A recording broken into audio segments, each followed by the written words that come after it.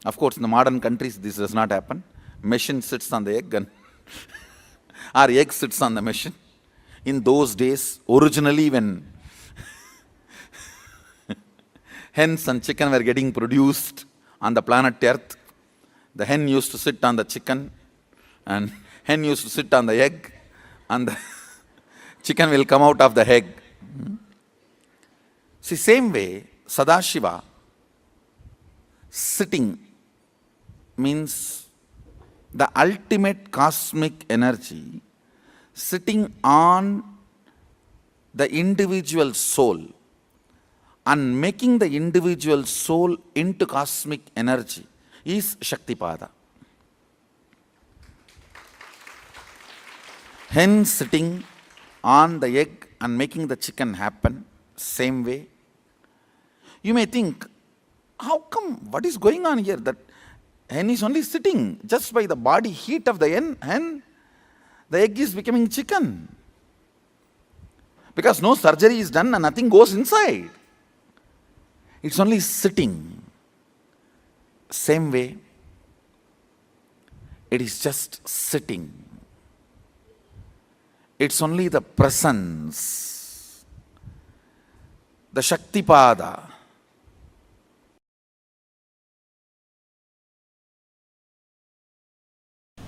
Listen carefully.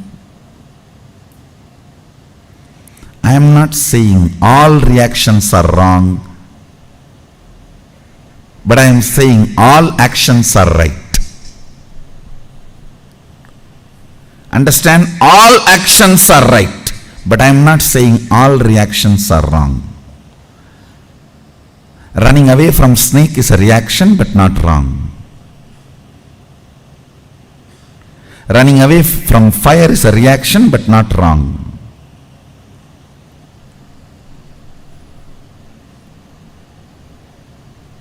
All actions are right, but all reactions are not wrong.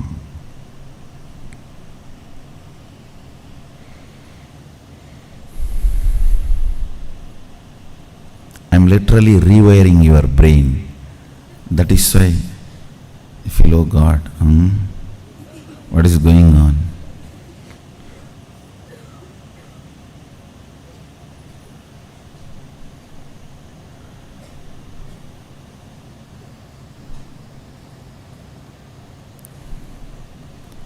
Today, every statement I uttered, if you contemplate, you will develop a thoroughly new neurology. So you can perceive the reality as it is. Delusions, Maya, need to be handled with nuclear bomb, not with a surgical instruments. No. It need to be demolished, not surgery performing. No.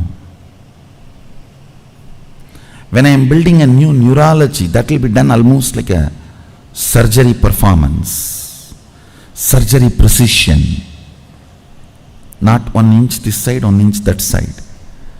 But when the delusion need to be removed, it's a nuclear bomb. Just drop and destroy the whole area. So that's what I am doing. Listen carefully. If you are not liberal in your actions, you don't have heart. Means you are not alive. People who are very conservative in their actions are called traditional Vedantis. Already dead, waiting to be buried. Already dead, waiting to be buried. There are many people roaming around with that board actually.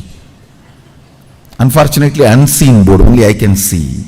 Like Arishchandra's wife's Mangal Sutra.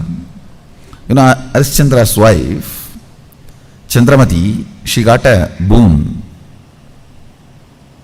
Her Mangal Sutra will be seen only by Arishchandra, not by anybody else. So if somebody recognizes her Mangal Sutra, she knows it is Harishchandra. Like that, how Harishchandra's, the Chandramati's Mangal Sutra can be recognized only by Harishchandra. Only I can recognize that board. Dead, waiting to be buried. Dead 7 years ago, waiting to be buried. Lived only 7 years, waiting to be buried. Even dead 7 years ago, waiting to be buried is a decent board. Lived only 7 years and waiting to be buried is the worst boards. But I have seen enough of these boards. People moving around.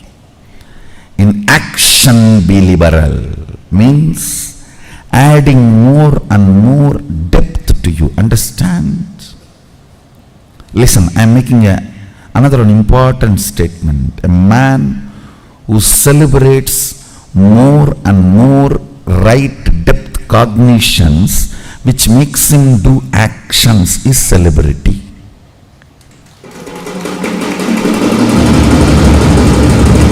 Who has amazing depth cognitions in him in large quantity, they make him do actions without repenting. His actions are celebrated. That man lives a life as celebrity.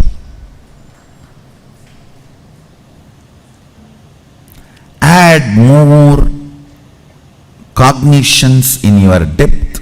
Encourage actions. In actions be liberal. In your reactions means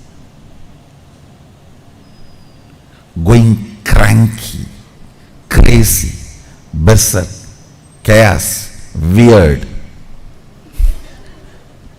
I can read out the whole dictionary.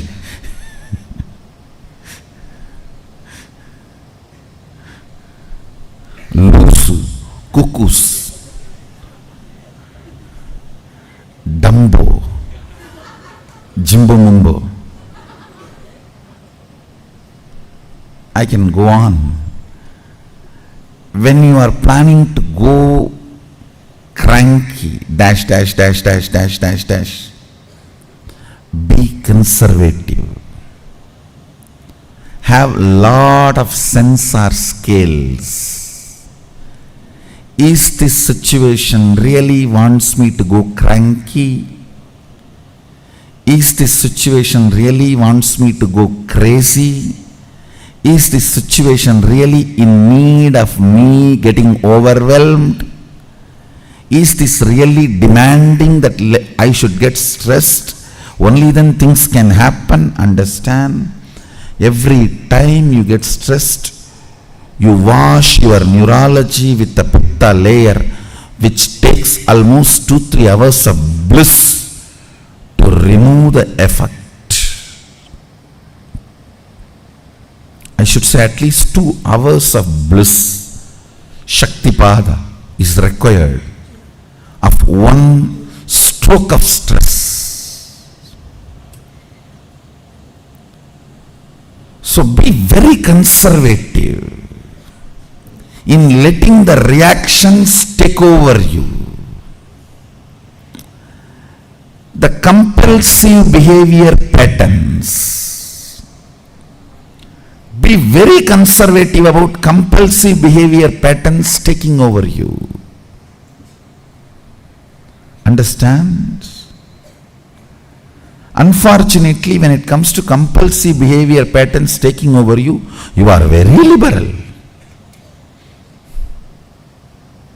When it comes to the actions, you are very conservative. You have 2000 scales, 2000 no entry board, no exit board, and no parking board. No parking, no entry, no exit, U-turn.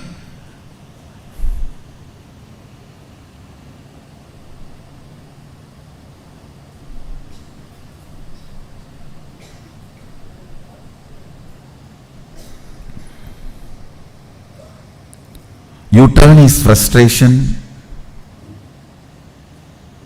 No entry is depression.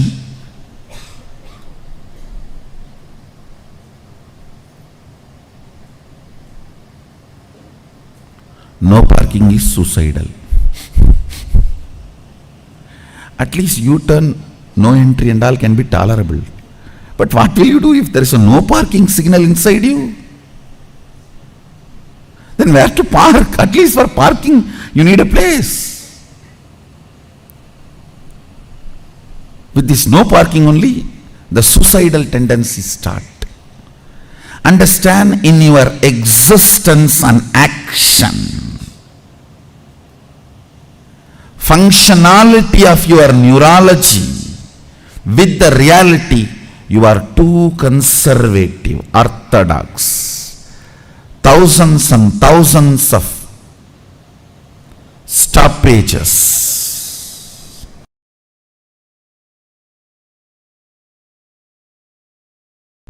Education means fundamentally breaking your restrictive patterns and manifesting your highest possibilities. Understand? Education does not end when you leave school. Uneducated are those who are educated only in school. Uneducated are those who are educated only in school. Poor man is a guy who has only money. Definition of poverty. Man is poor if he has only money.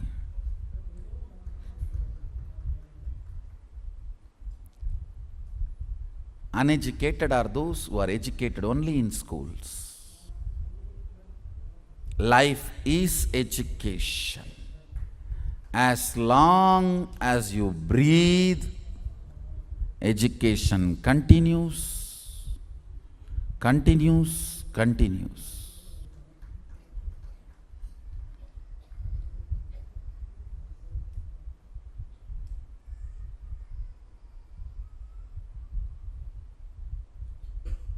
Education continues, continues, continues. I tell you, it's only by education you keep yourself alive. It is education which makes you a mystical being. One of the Guruji told me personally, I don't read books at all. Then why don't you die? Good for planet Earth and for your disciples.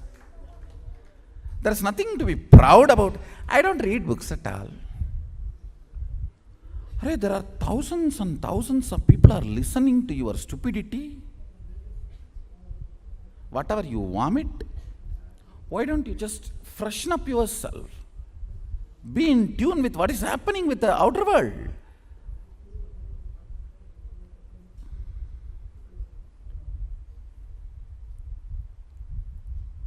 It is like doctor telling, I don't read modern medical journals. I just do what I learnt in 1962. Will you lie down on the table? If you lie down, you will not get up. That sting on that kind of doctors. KAILÄSA. KAILÄSA and KAILÄSA.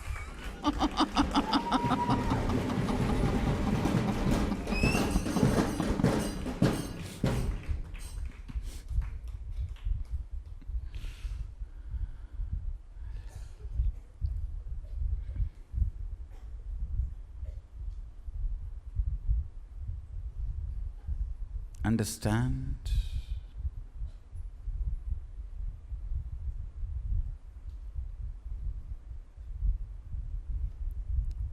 Integrity to your brand and updating yourself with what is happening in the field, in your chosen field, is cute.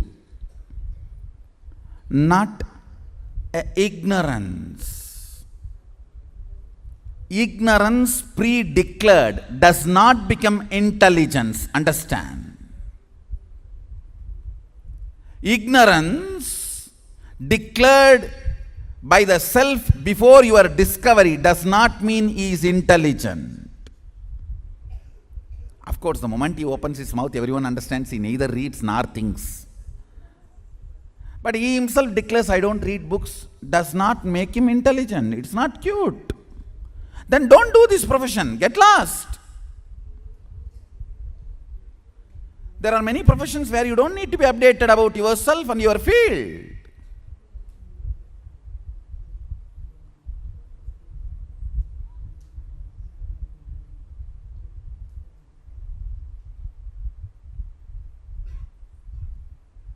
To express every thought current, please understand, a doctor is a thought current, a lawyer is a thought current, economist is a thought current, engineer is a thought current. Every field is a thought current. Politics is thought current.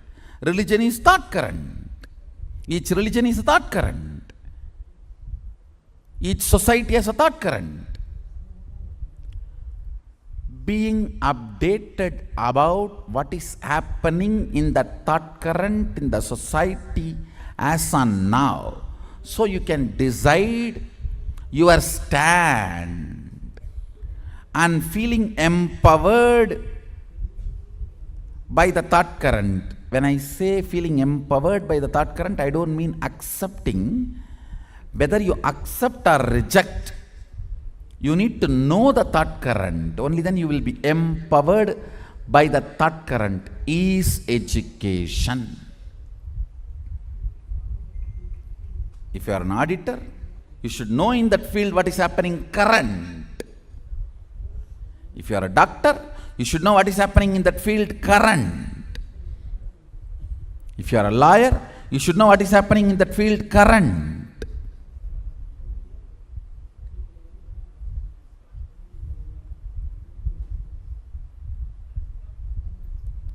What is happening in that field current and getting empowered by the updations of the current thought current is education.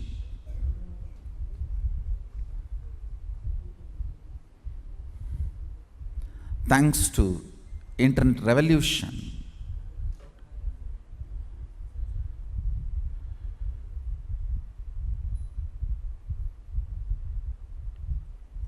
education is simple now.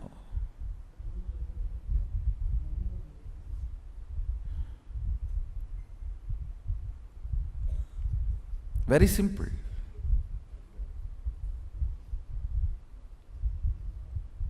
The moment you know what you want to know, you can know at the rate of thought current, literally no cost. Communication and education at the speed of thought current, at zero rate, is already achieved. Zero cost is already achieved. It's time for humanity to evolve itself and upgrade itself, update itself. Understand, if you want to retain the trust of your clients, customers, beneficiaries, you need to be integrated to the updation of the thought current you are living.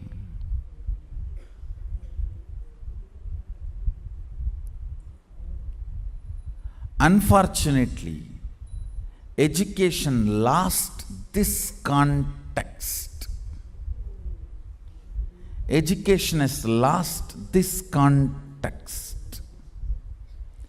Education has become so unscientific and infrastructured system.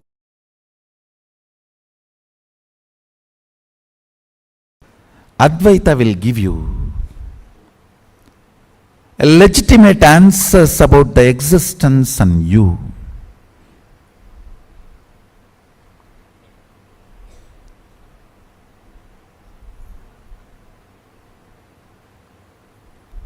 Will bring legitimacy to your existence.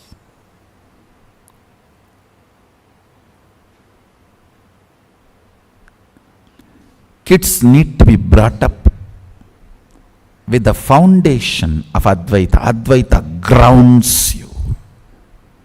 It just grounds you. I tell you. Ground yourself in Advaita. No one can cheat you or exploit you. Upanishad should be taught in all schools.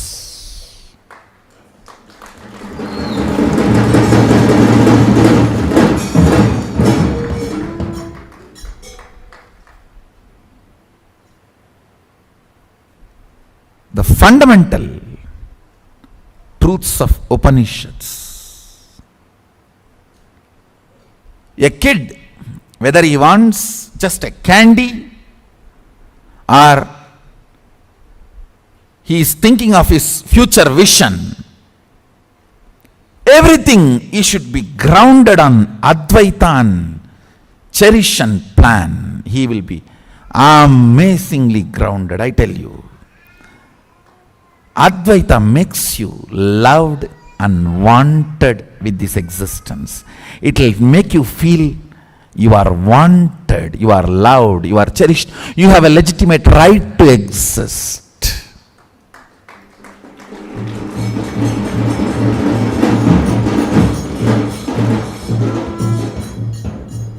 Because you are still able to feel you exist, you are wanted to be exist.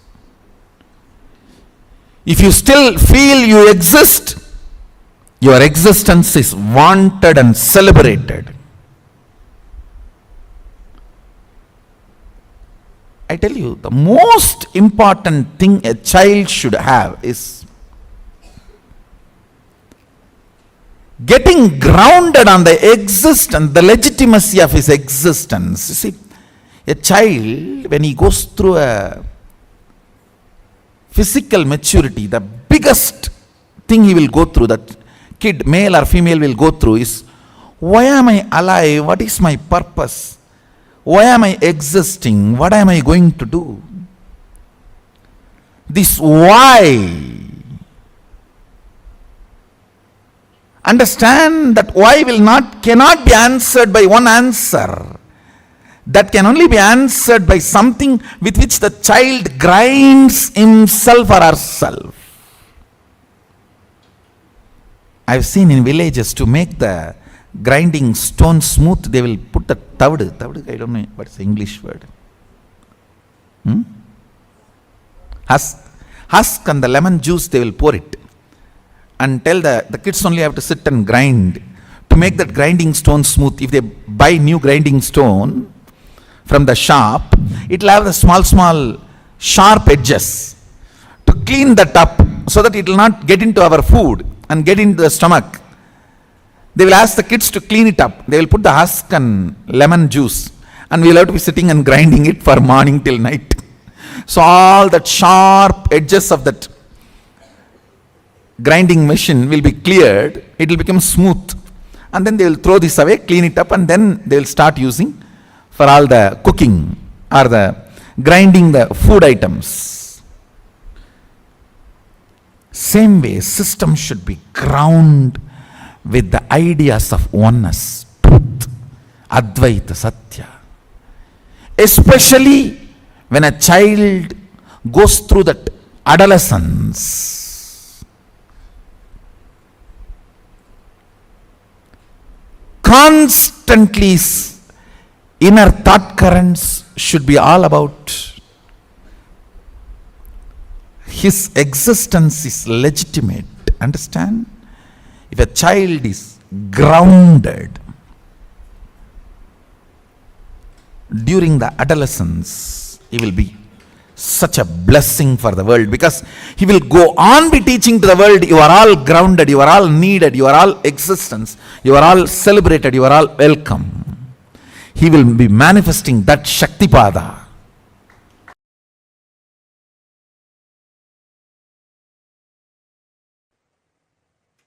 Conscious sovereignty can be manifested in you just through the Shaktipada and Shaktinipada, most simplest way. I'm not saying easy or difficult. I'm saying simple. Listen.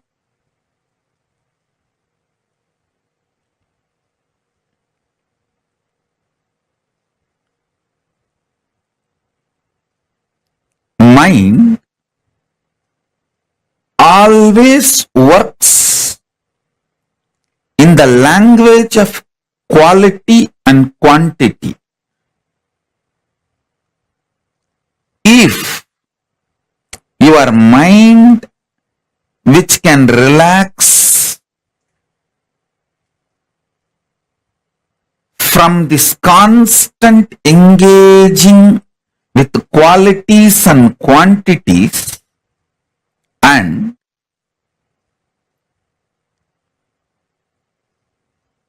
Shaktipada, initiation, happens from the Guru, immediately your being starts experiencing quantum experience. Listen. Because you are constantly engaged in the activities related to quality and quantity, you miss your existence, which can be experienced only in the quantum space. I tell you,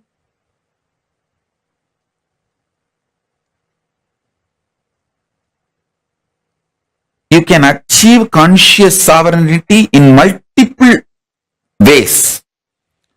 Through powerful yoga, you can achieve. Through kriyas, you can achieve. Through bhakti, you can achieve. Through yoga Vedanta, yoga and Vedanta together. By practicing, you can achieve. You can achieve with Veda and Agama. Making Veda and Agama as your lifestyle, Charyapada, you can achieve. There are multiple paths. You can achieve conscious sovereignty. I'll explain the most simplest way I achieved and transmit that same to all of you, because I committed to all of you by this Guru Purnima. I want to give this great gift of conscious sovereignty to all of you. I'll tell you how this happened to me. Then you can understand. When I sit with Arunagiri Yogeshwara,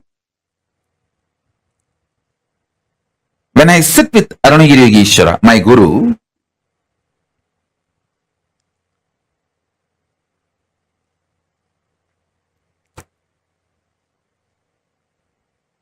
I used to be so enamored by the charisma, the personality, the way he carries himself.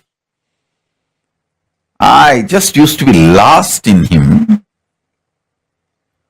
I used to be so attentive, so much into his eyes.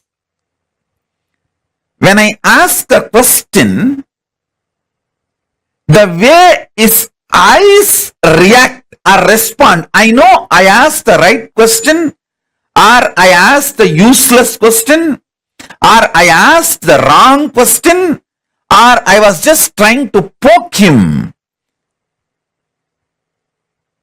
More or less like an attention need, not the real question. I know everything just by the way his eyes react.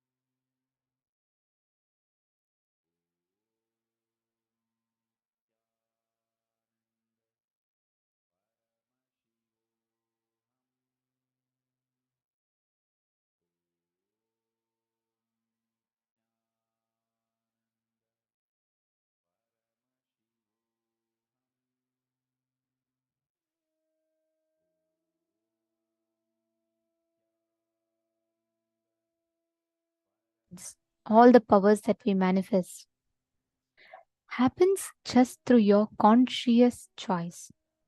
With your conscious decision, the power of your conscious will has the ability to change anything that's right in front of you. If your conscious decision, the will persistence decides, you are a leader, you want to be a leader, you are going to manifest what you want. Till you use the conscious decision power, it can be fate. But once you decide using the conscious decision power, you can just alter, change, delete, rewrite anything you want. Anything you want, you will be able to rewrite it. See, the whole game is only as long as you don't use your conscious will. That's what is called super determinism, right? The moment you use your conscious will, the moment you use your conscious power, the conscious choice, the way reality is in front of you will completely change. Whatever you experience as you, whatever you relate as you, whatever you associate as you, what you see as you, is not, as long as it is not your individual will, as long as it's not your conscious will, you are only going to be manifesting that same incompletion or patterns again and again. You can call it fate, because that's what is fate, right? Fate is where it's not under your control. You're constantly manifesting whatever that there is. But the moment you take, it's like you taking the reins in your hands. You're taking the controls of the reins of your life. So now, everything, every manifestation in your life is under your control. That is conscious decision. That is the power of your conscious will.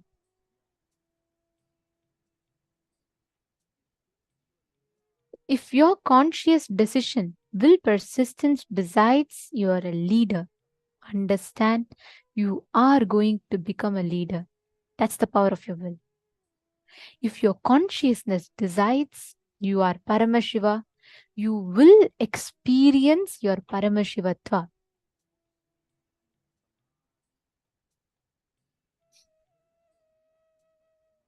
That's the power of your conscious will. This is what Swamiji calls a super determinism. Everything in your life that you see in front of you, it goes exactly as per what you will.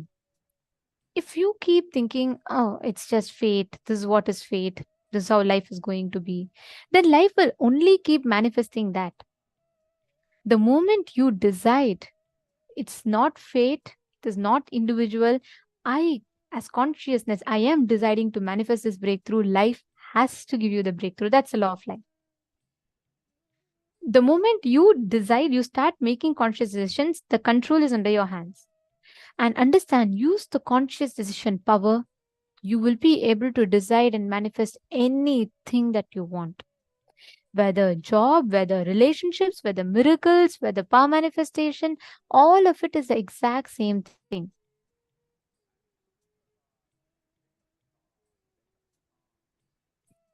See, Ma Prithvi Prasad, I'm seeing your message which you have put, I think, some time back. You have asked the activities that if we can track them. See, please understand, these are all, you will never forget them. You need to remember that. These are cognitions. Like 6 years before, I heard a satsang, and I'm sure I can verbatim repeat it as what Swamiji said, because Swamiji is talking to our beings. If it is a practice, it's more like motivational quotes. No, that's why Swamiji tells, actually, we all used to have a notebook and write down. One satsang, when Swamiji used to give physical satsangs, we all used to sit in front of Swamiji and we all be having like our book of hearts and we'll be writing these powerful cognitions. Then one satsang, Swamiji said, Swamiji paused the satsang suddenly in between and Swamiji said, all of you close your notebooks. Then we all put our notebooks aside. Then Swamiji said, I am talking to your being. You don't need a notebook to remember. You just need to open your being and listen. It will be etched in your memory, in your bio memory. So you don't need to take notes. Of course, you can always write it down later. Like as soon as you click with something, you can make a note of them. That's absolutely right. That's the right thing to do. Even Swamiji has said you can record. That's not a problem. But don't depend on that book. Otherwise, only the book will become enlightened. You will not become enlightened. Swamiji is talking for you to become enlightened. So you will remember, you just listen to it, ma. You will see every powerful cognition that becomes your experience. It will never ever be forgotten. It can never be erased from your memory. The moment you apply these powerful truths, it will never be erased from your memory. It can never be. Okay. Now, listen, all of you listen. Right now, you have given the reins of your life to your incompletions. So, when your heart decides something, that pulls the string that side. But when your brain decides something, that takes the rein on the other side. So, the hormones in you continuously literally drives you to do one thing or the other, one thing or the other. The moment your conscious will takes the decision, the moment your conscious power takes the decision, understand you have the ability to completely rewrite your reality in front of you. Rewriting your future is possible. It's not a superstition, it's a science. Now, if you consciously decide the power, see, you know what is conscious decision? Many of us wonder. We say, Swamiji keeps saying conscious decision, conscious decision. What is that? When all the disintegrated parts of you get together and you align all the internal disintegrated parts of you towards one decision, that is your conscious decision. Right now, what happens? Your heart really says, you know what? Let us just go and let us really stop all this unhealthy lifestyle. Let us take a healthy lifestyle. But your brain says, just one more week, I'm sure you're not really going to gain some 10 kgs one more week, just one more extra. So what? Look, there's an special offer in your favorite Domino's or McDonald's. There's a fight always inside us, within each part. That is what is called non-integrating. Your heart pulls you one place, your brain pulls you one place, and needless to say, your pattern pulls you in the totally opposite direction. Each of it pulls you. Now, your ability to take the reins of your life, saying, no, let me come back to the space of unclutching and let me make the decision. Whenever we tell, right, whenever we get too excited, Swamiji will say, don't make a decision. Whenever we get too afraid of something, whenever we're like, Swamiji, it's all going haywire and I want to do this, Swamiji will say, relax. Don't take any decision, just keep quiet. Or when we just get too agitated about something and we make a decision, Swamiji will again say, stop. Neither when you're happy, angry, sad, low, at any of these points, you should never make a decision. Understand, if you are making decision at those points, you will surely, at the moment that high gets over and you start coming down, you will again fall into depression. You will start going back on your decision. That's why so many people go through breakups today or divorces today. Why? Because the moment they're in that high of, they get that attention and drive, both sides, they make a decision. But the moment that attention goes off, both sides, they blame each other and they divorce. So you should only make all decisions from the space of completion. Even now, many of your decisions you might have made in your temporary up or down. That's okay. Just decide from the space of completion what you want to do. Make it as a conscious decision. Sit and make a conscious decision how you want your reality to be, how you want your reality to manifest. Please take a few minutes. Consciously decide. Your conscious will has the power. Your conscious decision-making power has the ability. Anything you decide, anything you will, your conscious will can manifest that as a reality.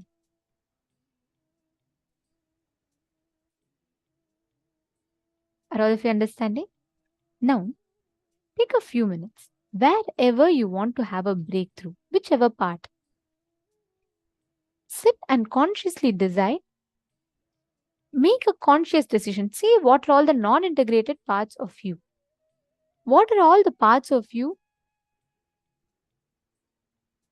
that is not integrating to your decision, that is not in alignment to your decision? Go back to those parts, address those parts, complete with those parts. Take a few minutes and please spend on, let's just take 5-6 minutes. It's not much. You just need to decide. Just your concentration will negate all the other decisions driven with patterns that you made. So just make a conscious decision inside of you. You just look in and declare, no, it's just 2 minutes. Come on. Every one of you look inside you. Declare consciously to yourself to make everything that is not in the way you want, bring it back as a conscious decision.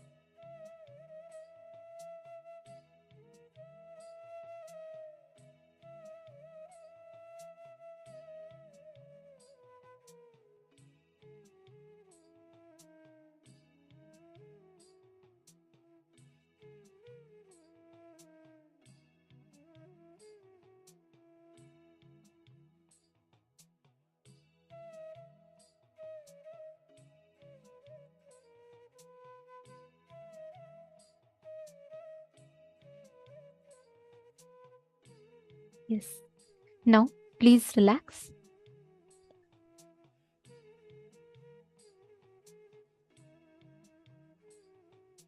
What we are going to be entering into next is a very, very important session. We are going to be understanding about the space, the leadership consciousness, and for that, the first thing that we all need to understand or learn about is the science of manifesting the space. See, please understand now with this conscious decision, you can simply manifest it as an experience. You can simply just create this whole thing as an experience inside of you. And how will you do that? Just by manifesting power. Every time you manifest a power, every time you manifest something as an experience, please understand, you are literally empowering your inner space to create this as the reality that you want to manifest. Now, understand, can each of you bring a silicon device in front of you? Whatever device you have, any silicon device, it can be phone, tablet, anything. Can each of you please get a silicon device?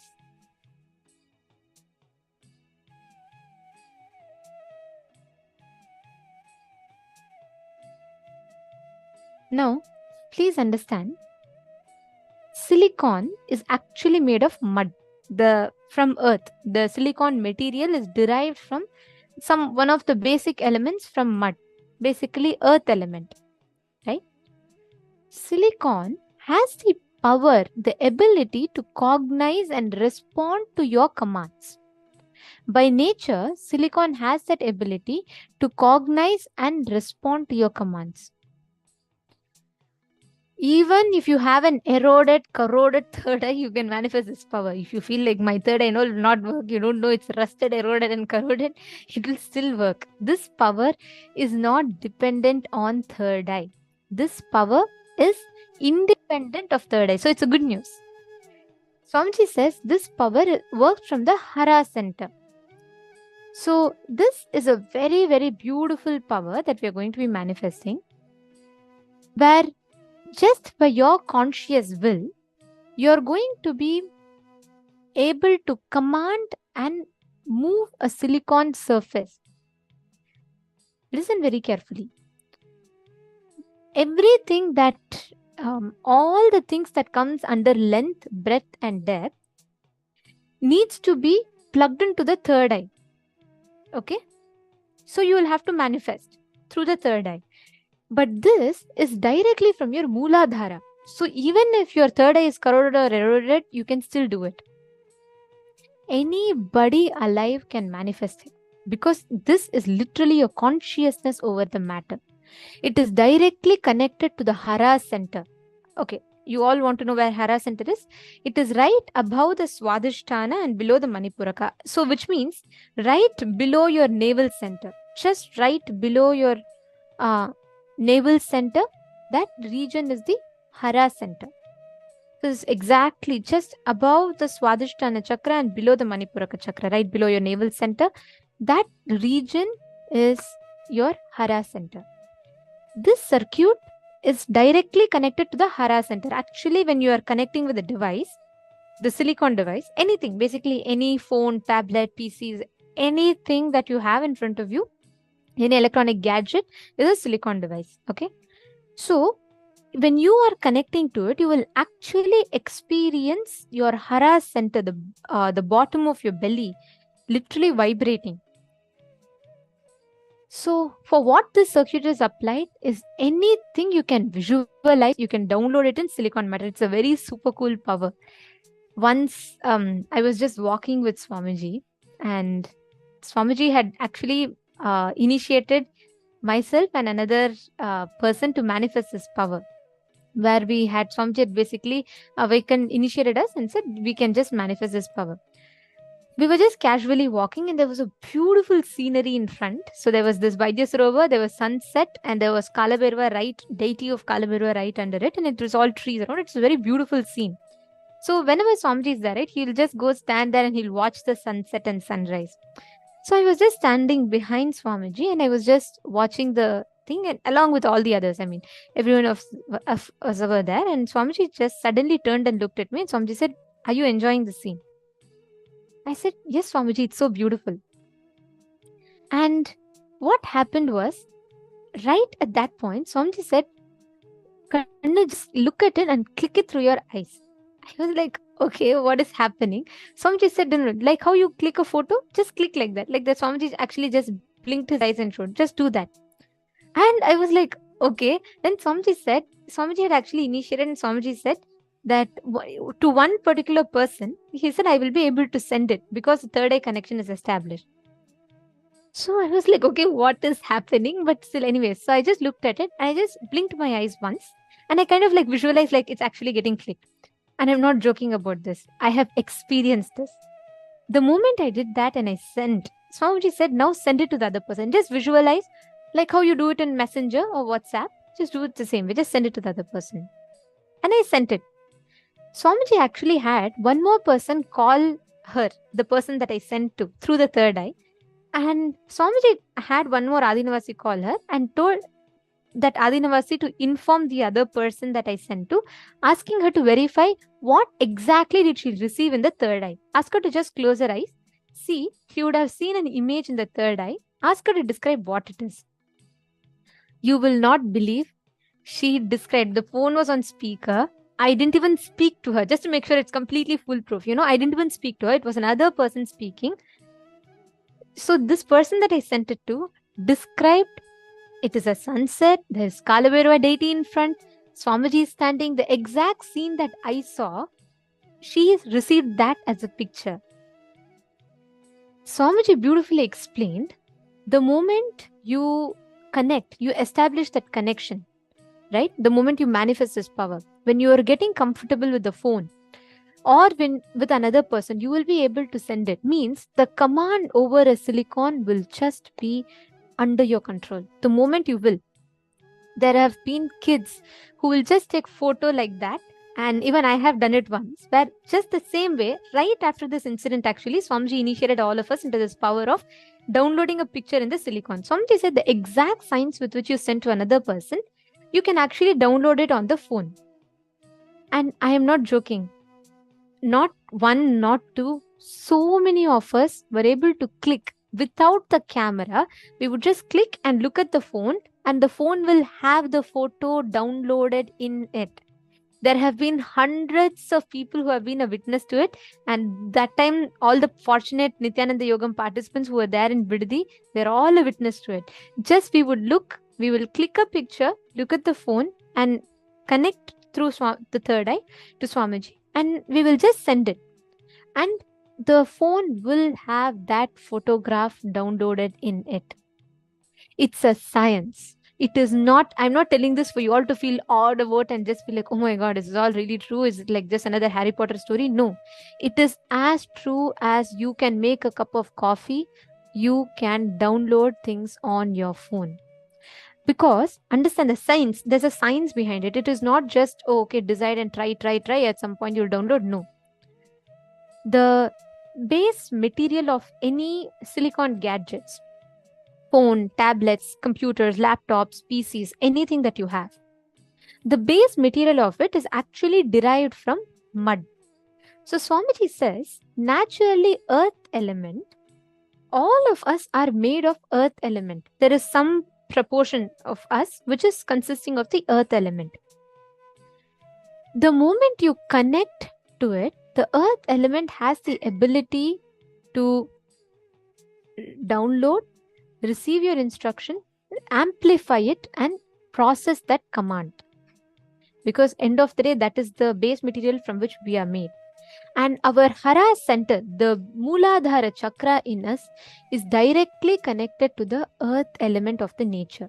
So this whole power, even without your third eye, even if you're 100% believer, you feel, I know everyone can manifest third eye, but not me. I am the hardest nut to crack. Even if you think you're like that, it is okay, you can manifest this power. As complicated as it sounds, it's so simple. It's just a science where you receive and reciprocate the command to the object. Okay.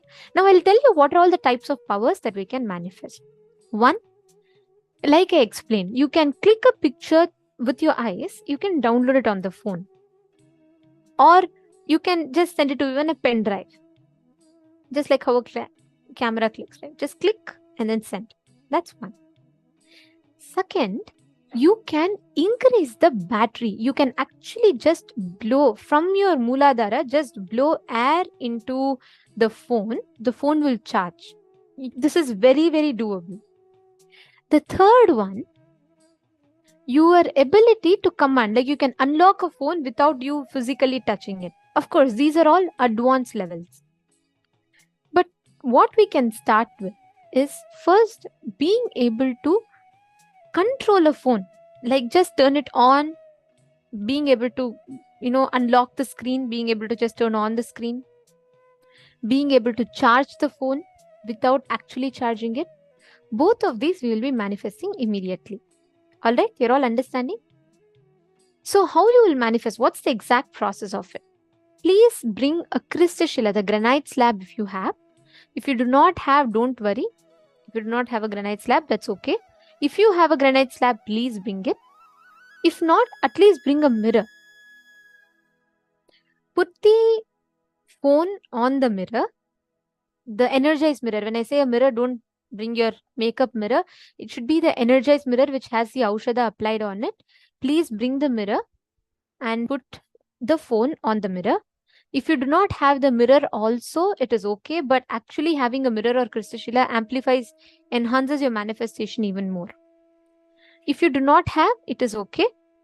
Just keep your phone, write a command. First, all of you please write one command. Simple. I want my battery percentage to increase by 3%, 4%. Tatiana Hughes is asking where you can buy the Kristashila. Any granite slab, any granite slab. You can get it energized during the program, Darshan, and Swamiji will energize it. Once it's energized, it becomes Kristashila. Actually, Shila means stone. Kristashila means granite stone. That's what it literally means. So it's not any like particular material. Any granite slab, white granite, black granite, any granite slab, keeping that, applying the Jnananjana on that. So once you get it energized, so if you have, you can bring it and get it energized during the further days of the program.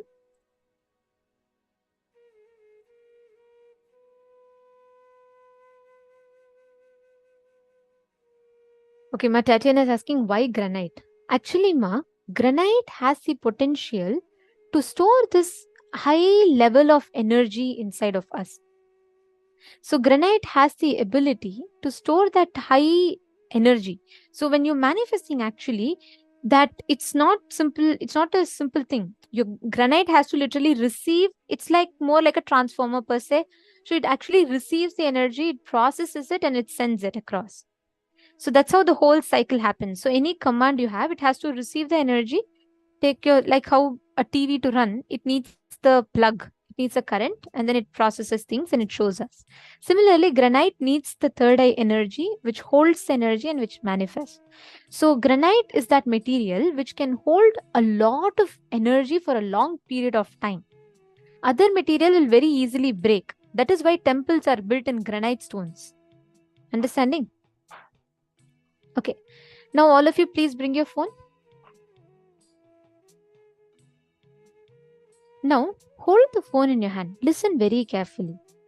From your Hara center, just below your navel center, visualize that intense gush of energy and transmit that to the device. Prithvi Prasad, if you just manifest powers and apply these powerful cognitions intensely, you will very easily be able to manifest even a breakthrough in your wealth dimension. Seema, you're very inspired. You're very, very intense in listening and participating, which is very beautiful.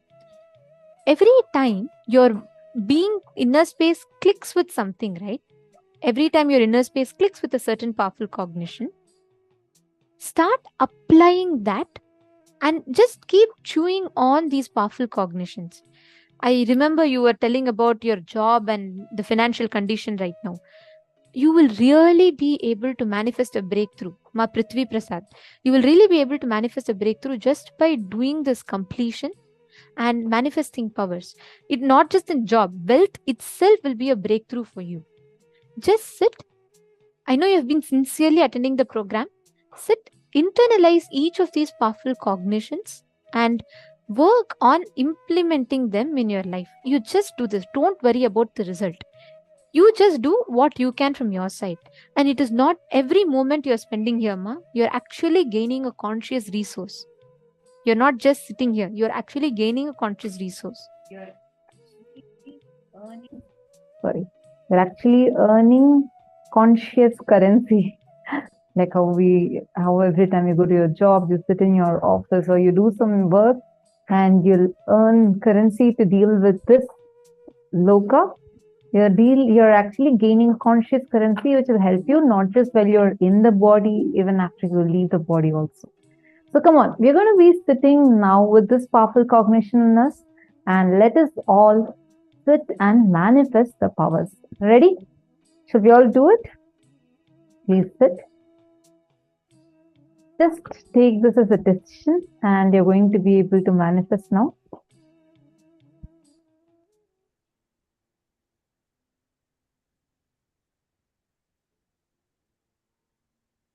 Please hold the phone. Just look through your third eye intensely. Just blow air into the phone. Just breathe in. And when you breathe in, your energy, it is just converted into the electric energy. And just when you breathe out, it enters into the phone. You will actually see it will increase. The charge will increase.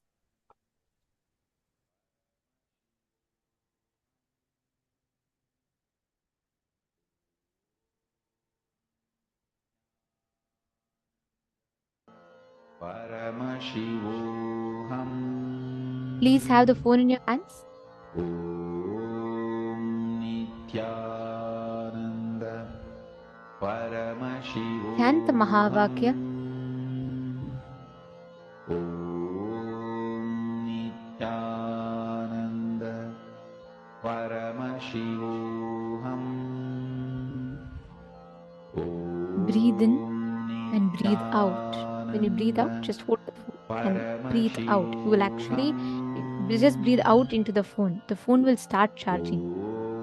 You will actually feel that intense vibration in your hara center. Paramashivam. Om Nithyananda Paramashivam.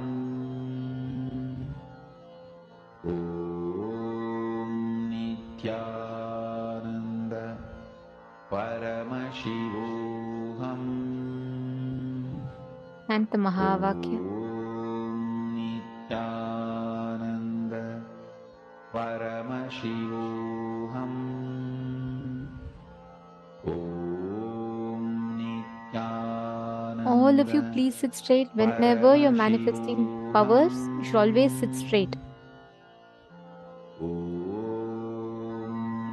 Nithyananda Paramashivam. Om Nithyananda Paramashivam. Chant the Mahavakya intensely. Nithyananda Paramashivam. Om Nithyananda Paramashivam. Om Nithyananda Paramashivam.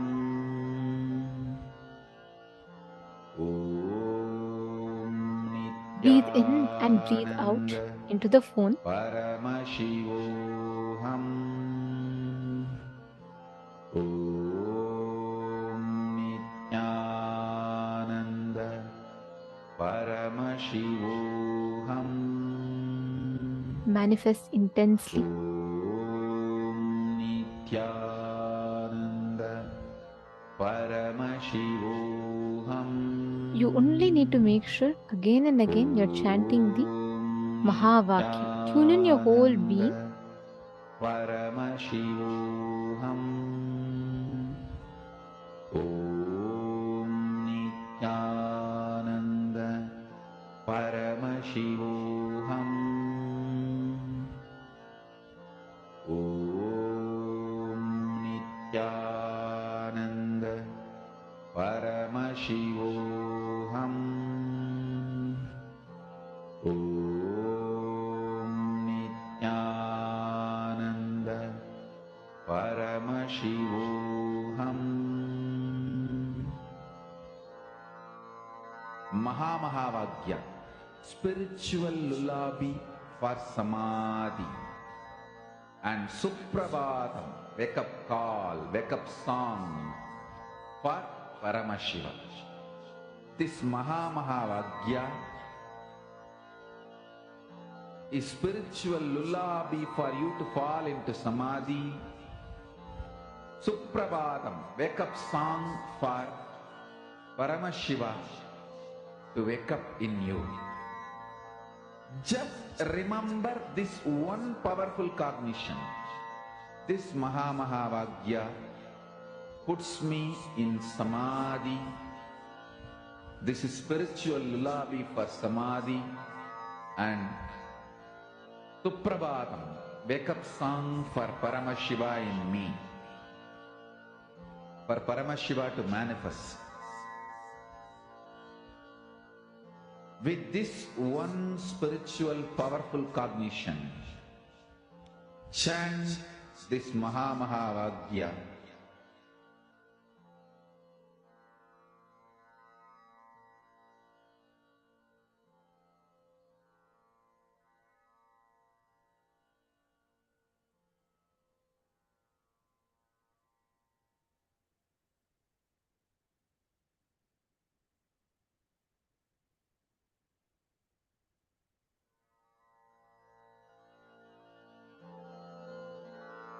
Mahamagya, spiritual lullaby for samadhi, and Suprabhatam, wake up call, wake up song for Paramashiva. For Paramashiva to manifest. With this one spiritual powerful cognition, chant this Mahamagya. Om Nithyananda Paramashivam. Om Nithyananda Paramashivam. Om Nithyananda Paramashivam.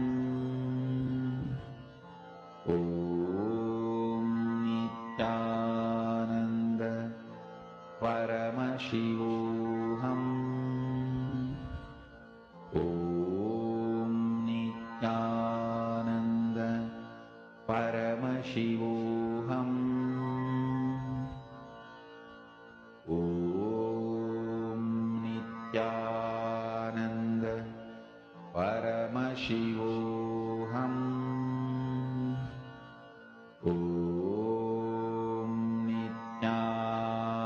Om Nithyananda Paramashivam. Om Nithyananda Paramashivam. Om Nithyananda Paramashivam. Om Nithyananda Paramashivam. Om Nithyananda Paramashivam. Om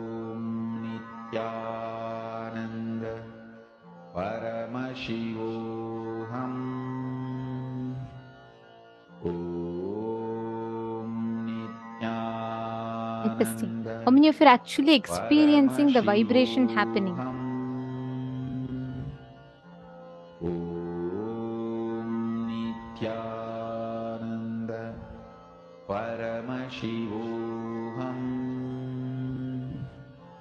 Om Nithyananda Understand the moment you start manifesting, automatically your inner space will open up inside of you. Now, in this same space, as you're all manifesting, don't worry, we'll be continuing to manifest this further as well. Now, as you're all manifesting this, we'll be entering into the next session where we'll be learning about leadership consciousness, Ishwaratva.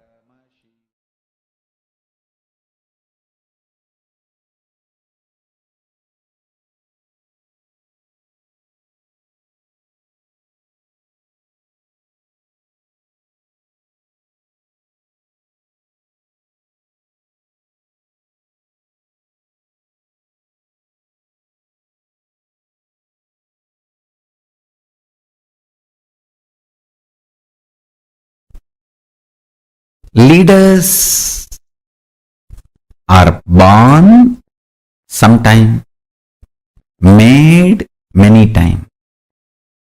Your conscious breakthrough capability is powerful enough to have the life you wanted manifested in you. It is capable of giving a superconscious breakthrough.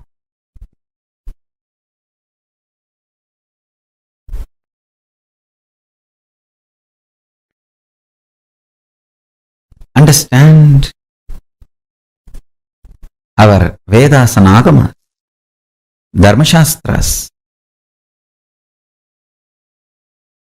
In every level they teach you how to hold the powerful cognition and manifest leadership consciousness in you. You should know Advaita is not something like a remote possibility you will practice later on. No. It is as simple as having a morning breakfast. You can get enlightened by holding the powerful cognition before your next breakfast. How the death is possible every minute, enlightenment is possible every minute.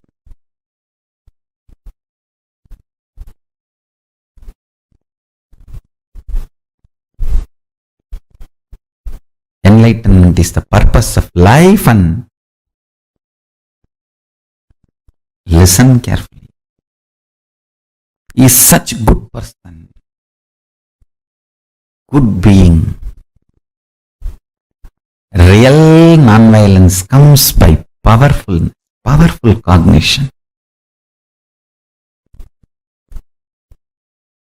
I want all of you to hold on to that powerful cognition. You are Paramashiva.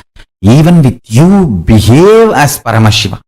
Even when you are alone in your bedroom, talk to you as Paramashiva. Behave with yourself as Paramashiva. Demand yourself to be Paramashiva. You will be so integrated to His principles, His vibration. Cosmos will feel so good about you. You will feel so good about Cosmos. That is what I call leadership quality. Feeling so good about you and the world and life and everything is leadership. You will feel Brahmanyam Bhaguputratam. I am the favorite chosen one of the cosmos.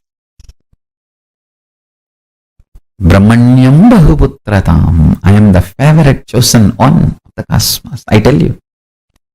Feeling that is what I call leadership quality. That can happen just by holding on to the truth. You are Paramashiva.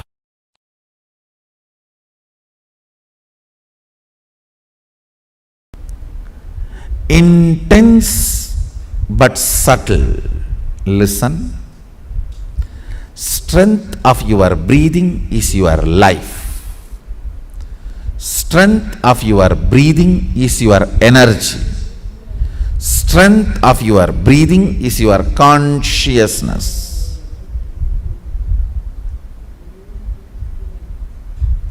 Strength of your breathing is your attention span.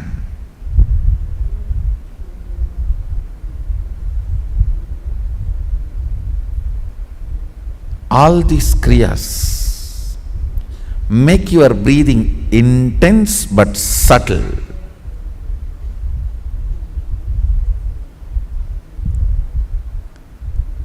When your breathing is made intense but subtle,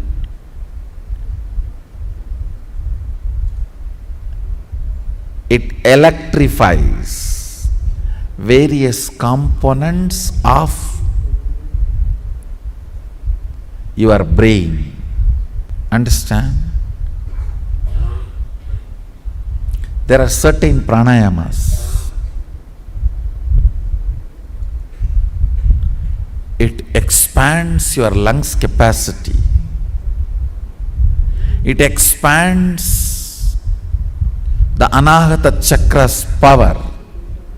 Means ability to include large number of people in you without judging. Understand?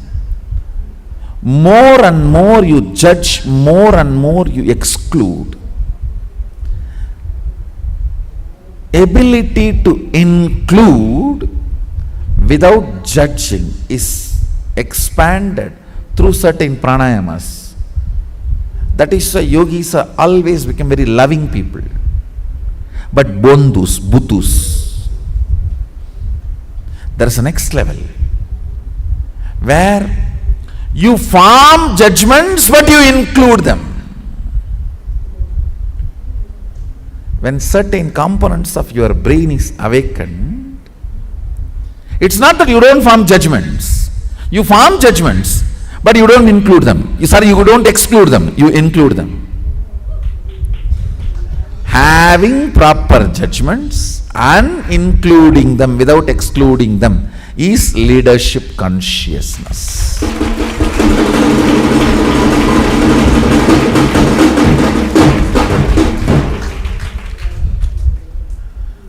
Not having judgments, just including them, you become such fool. Foolishness is not Bholenatha, understand? Sadashiva's name Bholenatha does not mean he is fool, no. He is in such a space, never excludes anybody, but he has a right judgment about everybody.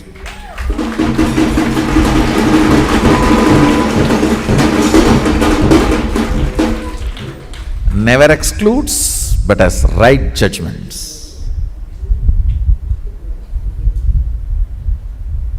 If you exclude because of judgment, you are violent. You will be lifeless. If you include without judging, you will be fool, getting exploited, cheated, finally destroyed.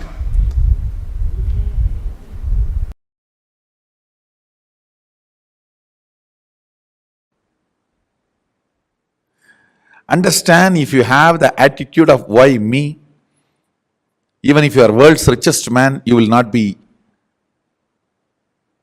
in the space of completion and relaxed. Just if you develop this one understanding of tyaga, I don't care about ups and downs. My conscious decisions and conclusions are my life. That's it. That's it. That tyaga will manifest in tons of ways, like how tyaga is manifesting in me. I have decided to be ferocious with me and decided to go and be in the temple.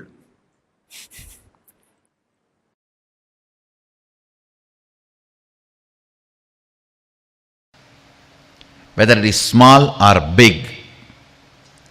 Only if you make decisions for yourself, you will be complete.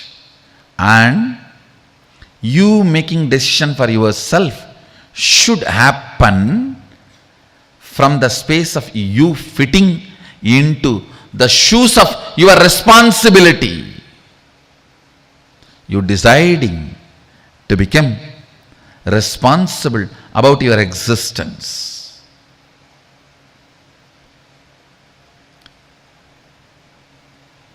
Understand? You deciding to become responsible about your existence. You deciding to be complete about your responsibility. This too makes Ishwaratva happen in you. Understand? Nothing. There is nothing to be achieved in the life other than living Sadashiva and making the world live Sadashiva. Everything else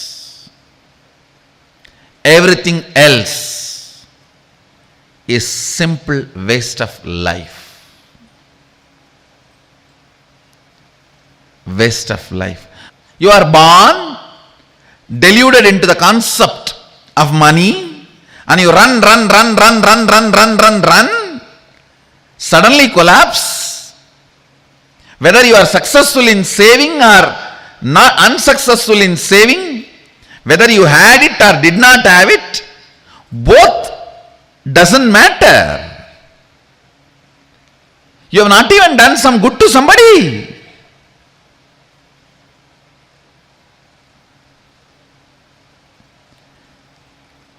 Delusion covered by delusion. Understand?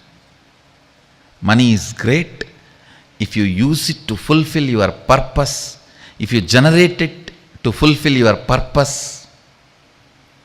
But without a purpose of life, money, relationships, people, influence, everything is delusion. By its own existence, which does not bring power, is delusion. By its own existence, Swayam Prakasa, which brings power, is Ishwaratva. Understand, this is the scale. Sit and do the postmortem of your life. Till the last moment, whatever has happened is past. Sit and try to do postmortem of your life. What is the component of me which does not empower me by its very existence? What is the component of me which empowers me by its existence? Purpose always empowers you by its existence.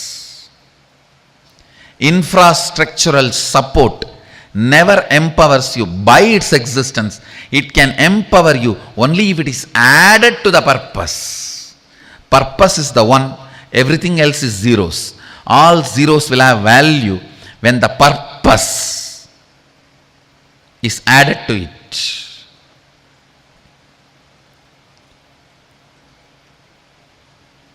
Be responsible for your purpose of existence.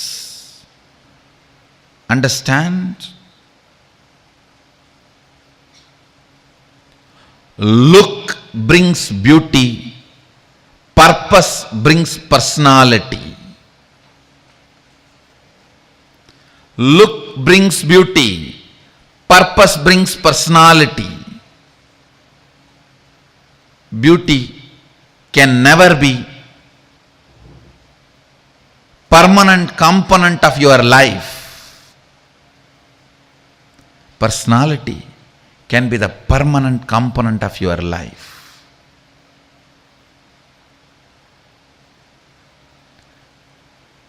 The relationships which are built because of your personality are the most stable, permanent, empowering relationships. The relationships which are built because of your look will collapse the moment look changes. Look changes every 24 hours. Forget about 24 hours. The distance changes look. From distant looks, just the reduction in the distance takes away the look. So all look-based relationships, look-based decisions will bring powerlessness and instability into your existence. That is choice. Listen. All these words understand. Choices, multiple choices, look-based decisions, unstable relationships. All these words, somehow it will be connected. Infrastructure without purpose, influence without purpose, money without reason. All this can go on stealing your life because it is delusion. It will show as if you have something, but you don't have. You don't have. Purpose. Purpose. Purpose. Responsibility for your purpose that empowers you. I tell you, next secret. All this delusion, the Maya, has no life. Purpose and responsibility for the purpose as life. If the life starts happening, all this just follows you.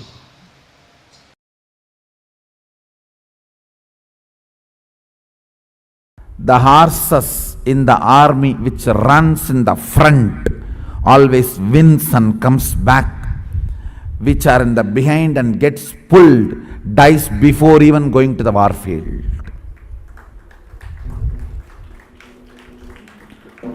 Horses in the army which runs in the front goes, wins, comes back.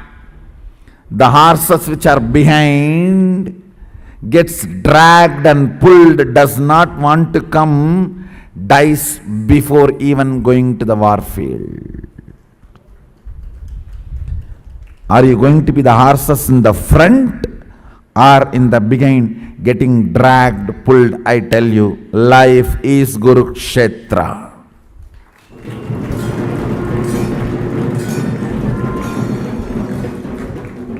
If you decide to be responsible, you are the frontline horses.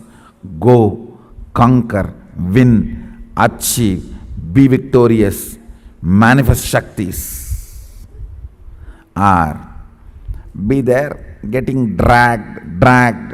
Naturally, rope is in the neck.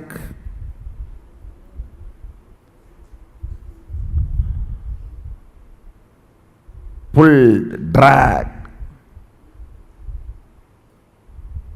Death before even reaching the war field. Unit of life is responsibility. Based on the responsibility you cognize, powers are manifested in you. Understand? Not the cheating. In responsibility also you have an inner image responsibility separate, outer image responsibility separate. Outer image responsibilities, everyone should become Sadashivatva. Inner image responsibility, let's have a big beach house and vacation house and sleep.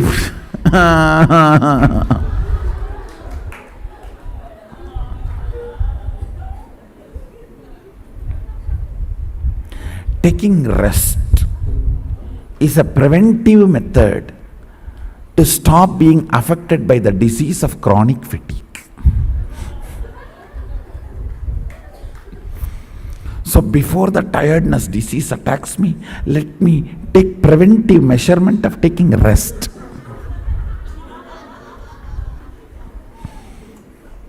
Why are you sleeping whole day? Tiredness disease may come to me. What will happen?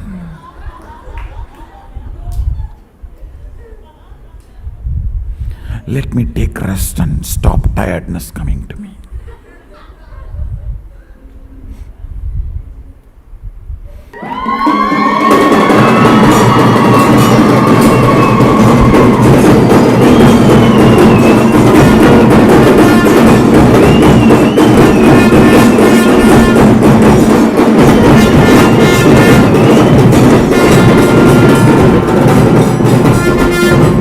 Tongue filled with his name and nose filled with his smell, skin filled with his hug.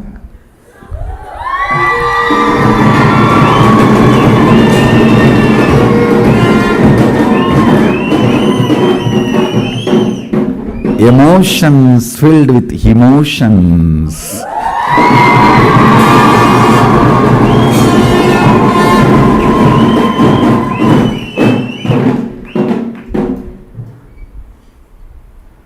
Nyasa means purifying.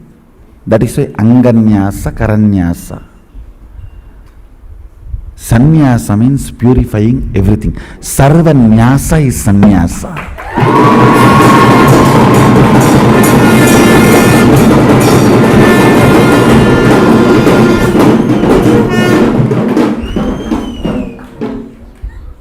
You invoke the sacred sounds to purify the kara and anga, hands and parts of your body. You need to invoke the divine itself to purify everything.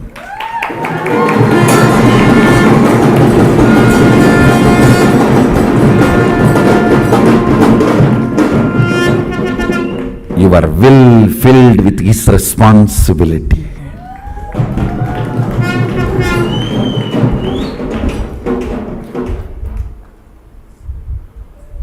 Third eye filled with his vision.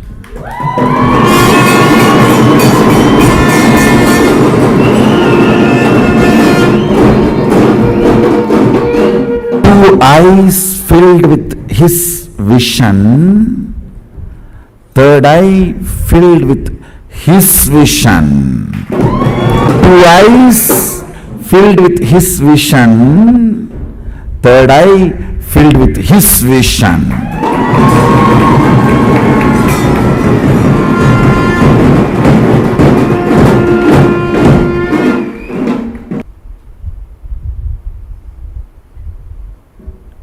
Understand?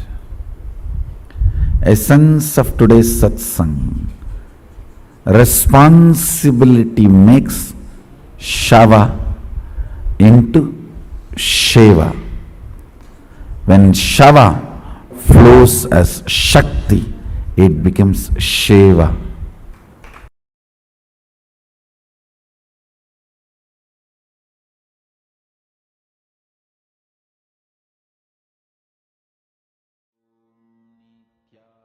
Nithyananda Paramashivam Om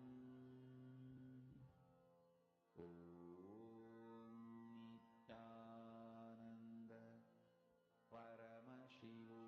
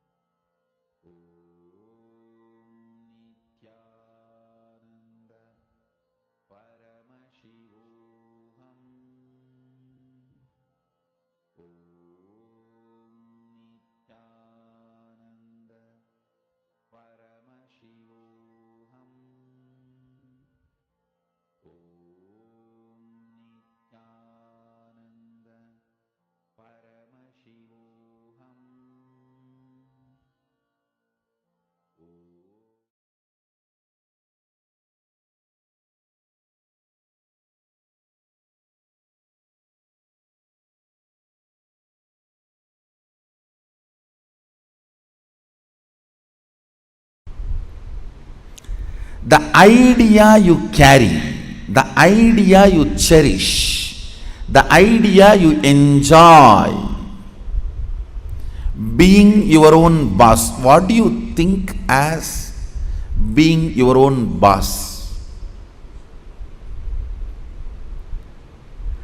That need to be corrected, aligned. The first principle is correcting, aligning the blueprint. Drop the paper and pen. First listen. I don't think you need an enlightened notebook after the program. You need an enlightened being after the program. I know what I want, but still I am not able to manifest. Be very clear. You do not know what you want.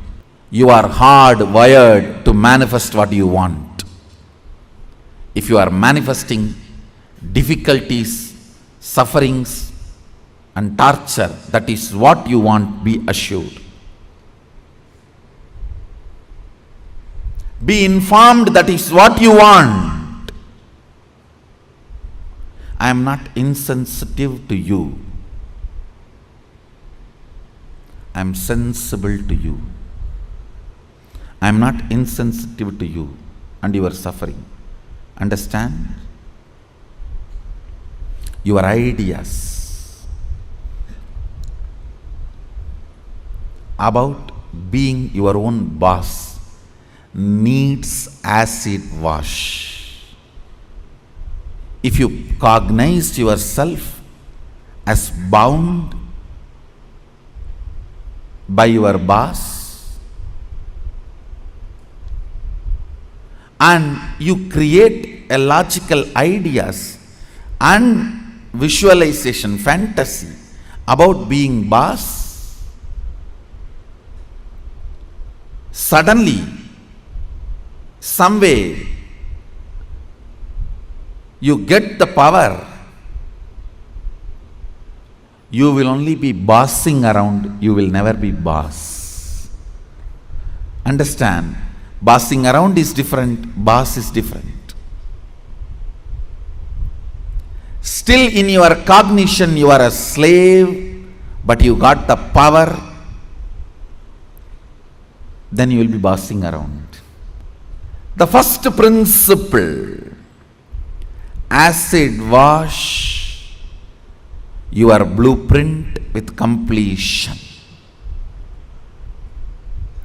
Understand? Whether you want to manifest wealth, whether you want to manifest power, whether you want to be your own boss, starts with the first principle. What is being your own boss? You decide your health. You decide your whole day. You decide what you should do, you should not do. Above all, you decide your mood whole day, how you should be and how you should not be. Deciding not just your moves, deciding your moods.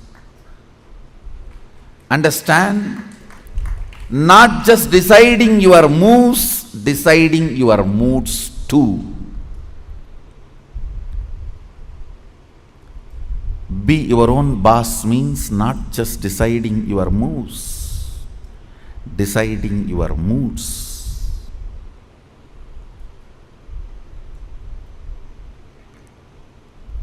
Most of you, I should say almost all of you, cognize poverty and create an idea, an ideology about richness.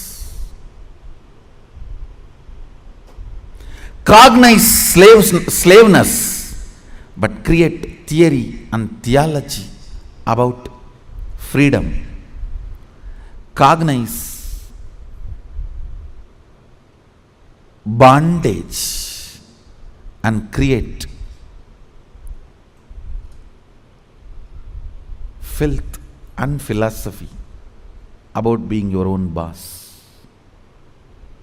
Understand? creating your own theories and theologies, your own ideas and ideologies, your own filth and philosophies, is not going to make you your own boss. The first principle is bringing completion to your depth, not just your thought currents. To your depth, bring completion. What is my idea of my own boss, being my own boss? How much of it is based on my past incompletions? How much of it is based on my integrity to my life? Understand, freedom should be integrity to your existence. When you are integrated to your existence, you will enjoy the pleasures. When body is filled with hormones, you will enjoy peace. When the body is devoid of hormones, you will grow matured when the body stops producing hormones. It will be such beautiful flow of life. Else, powerlessness in the young age, physically, but powerfulness mentally is bondage.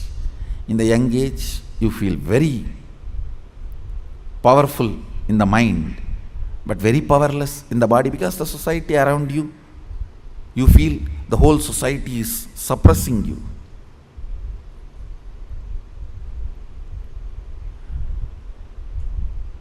When you are old, the whole society gives you freedom to do what you want, but you become powerless physically. This whole conflict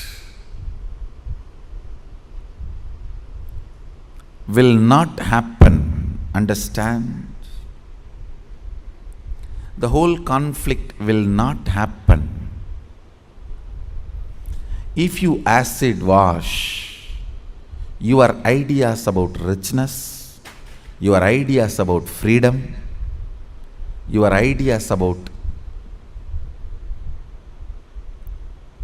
being your own boss. Being your own boss is not deciding when you will go to your office or when you will go to golf club. It is all about deciding whether do you really need golf. The stupid game. Because your boss was doing that and you were waiting for him to come back, your anger and vengeance against him towards this whole boss idea.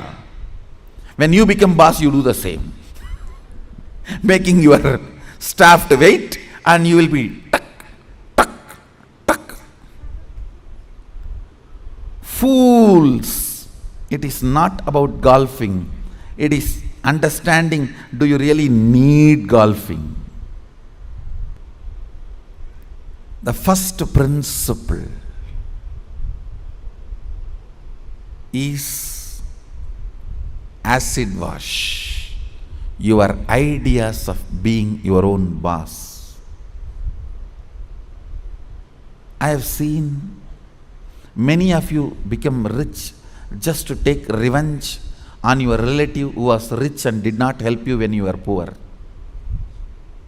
No. Many of you acquire titles, awards, rewards, just to take on revenge on somebody. By the time you reach that goal, the person is not even alive. He is not even alive. And you are stupid trying to prove yourself to somebody who is dead.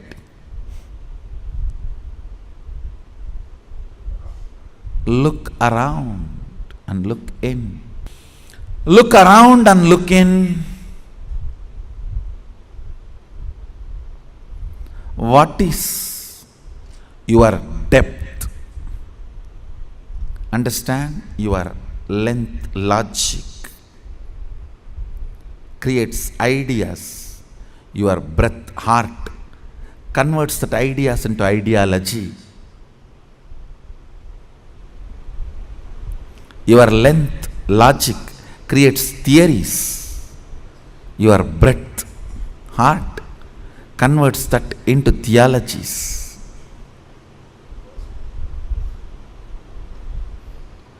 Your length creates filth, and your breath creates that into philosophies.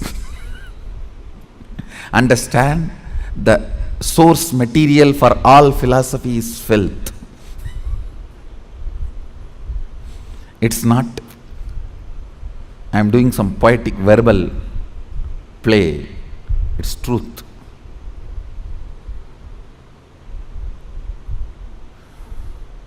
If at all I am able to destroy something on the planet Earth, first thing I will destroy is philosophies. Philosophies kept human beings away from philosia, darshana, the reality.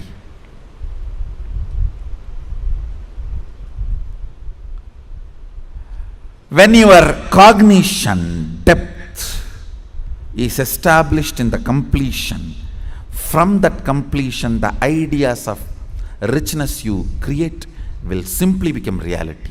From that completion, the idea of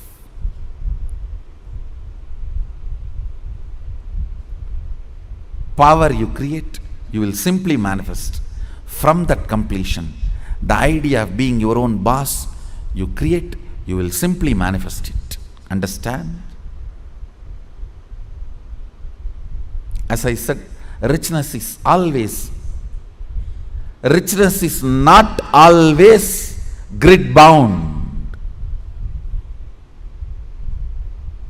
Most of us do not even understand there is something called off the grid richness. Experience. Understand? A person with 10 crore grid bound richness, a person with just 1 crore plus inner awakening, off the grid richness is surely much more richer.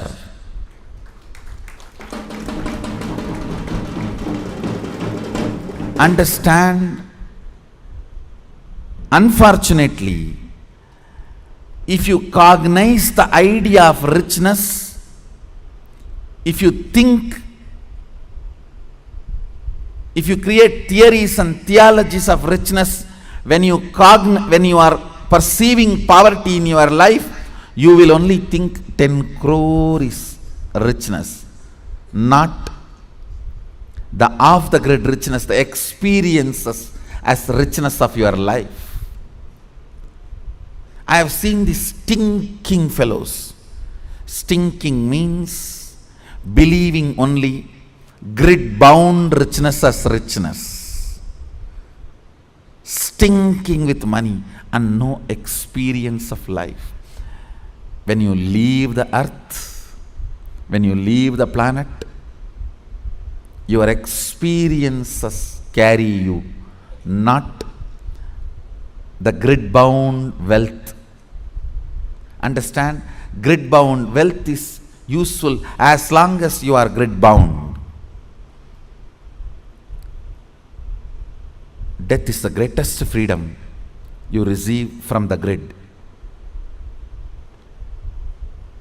When you are off the grid, it is your experiences that will be counted as your richness, not the grid bound richness.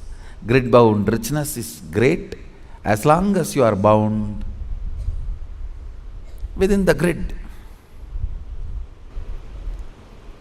Look into your ideas of richness. Look into your ideas of powerfulness. Look into your ideas of what is being your own boss. The moment I utter the word be your own boss, you think I can design my whole day, all my moves. But you don't understand. You will be real boss only if you can decide mood of the whole day also, not just moves of the whole day.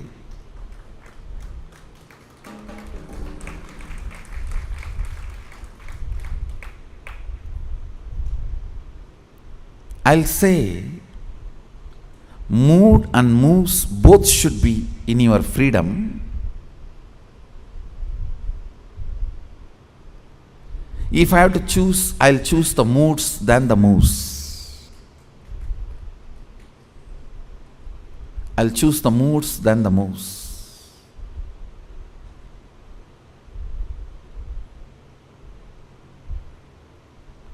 When you are not able to handle your moods, better to be slave of somebody who has a best mood. That is 1,000 times better than having only freedom to change your moves but not moods.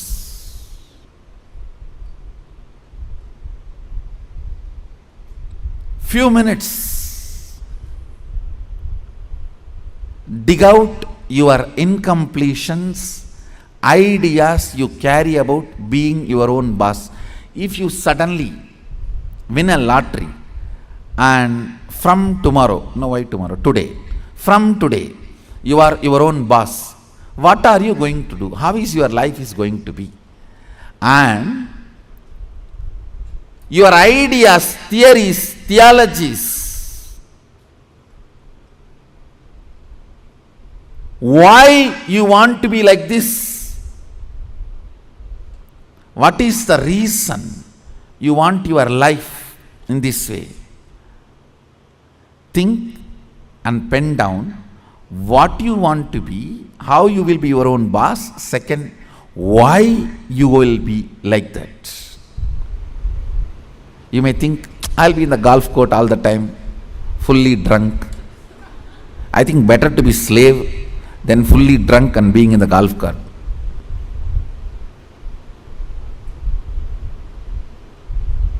Why you want to be like that? Because that is what is your idea of being your own boss when you were slave.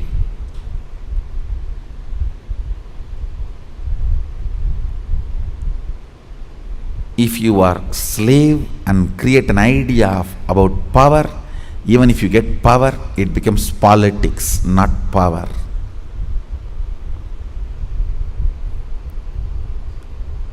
If you have an idea of poverty and you get wealth, you don't become wealthy. Wealth stinks around you.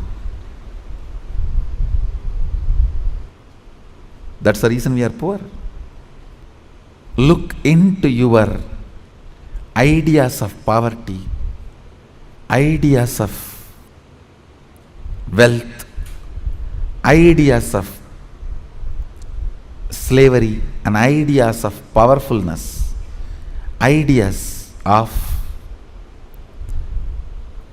being a worker, ideas of being your own boss. Write first ideas. Second, ask why that idea got developed into your system. You will understand your incompletions. Incompletion means the past thoughts, emotions, patterns, hangovers, residues sitting in the present and suffocating you, not letting you live your future. Understand? Even if you live richest life as per your imagination which you developed when you were poor, you will not be living rich life. You will be living the rich life as you imagined when you were poor. It will only be the poor man's rich life. It will only be the worker's boss life. It will only be the slave's free life. More than richness, you need to understand what for you need rich life. More than power, you need to know what for you need power. More than being your own boss, you need to know why you want to be your own boss. The first principle is acid wash your incompletions. I'll lead you into the second principle after this.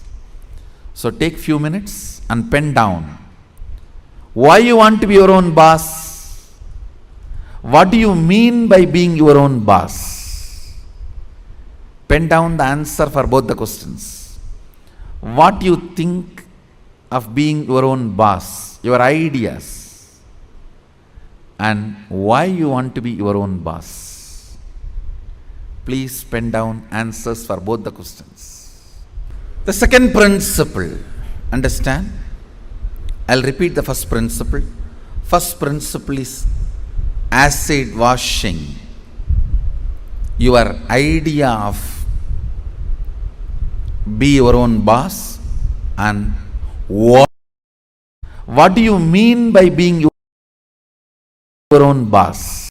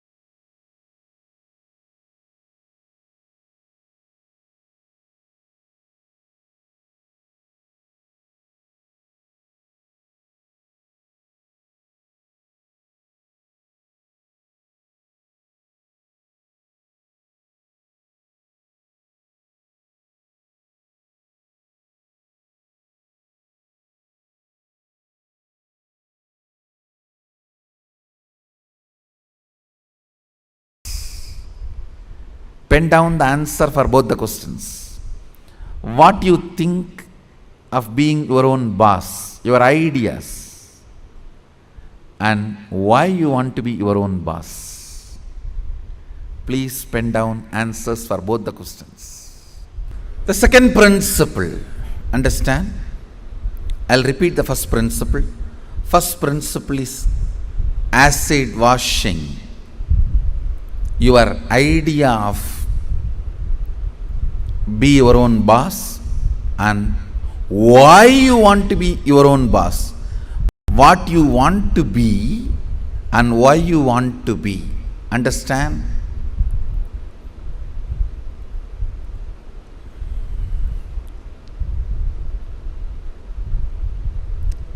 Knowledge, clarity, Saraswati, understanding is the foundation on which anything can be built. People always tend to say, oh, I don't understand all that, Swamiji. You just say what I have to do, I'll do. You will not do if I just say. Even if I make you understand, you won't do. It's different. Whenever people come and tell me, oh, these are all too much, I cannot understand. You just tell me what I have to do, I'll do. I have always seen those people are worst failures. Understanding is the foundation. It's a basic necessity. Please understand. It is from your understandings you collect cognitions. Cognitions. From cognitions you manifest. It is from your understandings you collect cognitions. From cognitions you manifest. So even in the understanding level, if some things are not there, it is missing, then no way you are going to cognize it and manifest it. So the first principle is why you want to do what you want to do. Even with this understanding, thinking through, internalizing, how many of you realized many of your ideas of boss is silly? Raise your hand. Relax. Understand. If you cognize you are sexually suppressed and your idea of freedom, the moment you grow up and get your freedom, first thing you will do, you will become a womanizer. If you cognize you are deprived of food, playing, anything, the moment you get a chance, first thing you will do is going to the other extreme. No extreme is freedom. Understand? No extreme is freedom. Powerfulness is freedom. When Sadashiva describes about the dress in the Agama, Sadashiva beautifully describes about food, dress, place of stay, such precise definitions. If you are new to Hindu tradition, I will introduce the word Agama. Agama means Sadashiva expressed, Devi received, and Vishnu adopted that as a software to run the universe. Agama is oldest and most updated software to run the universe.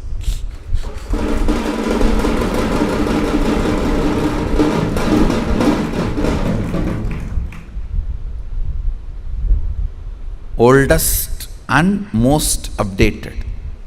And the kind of an understanding he gives. Now listen to the second principle.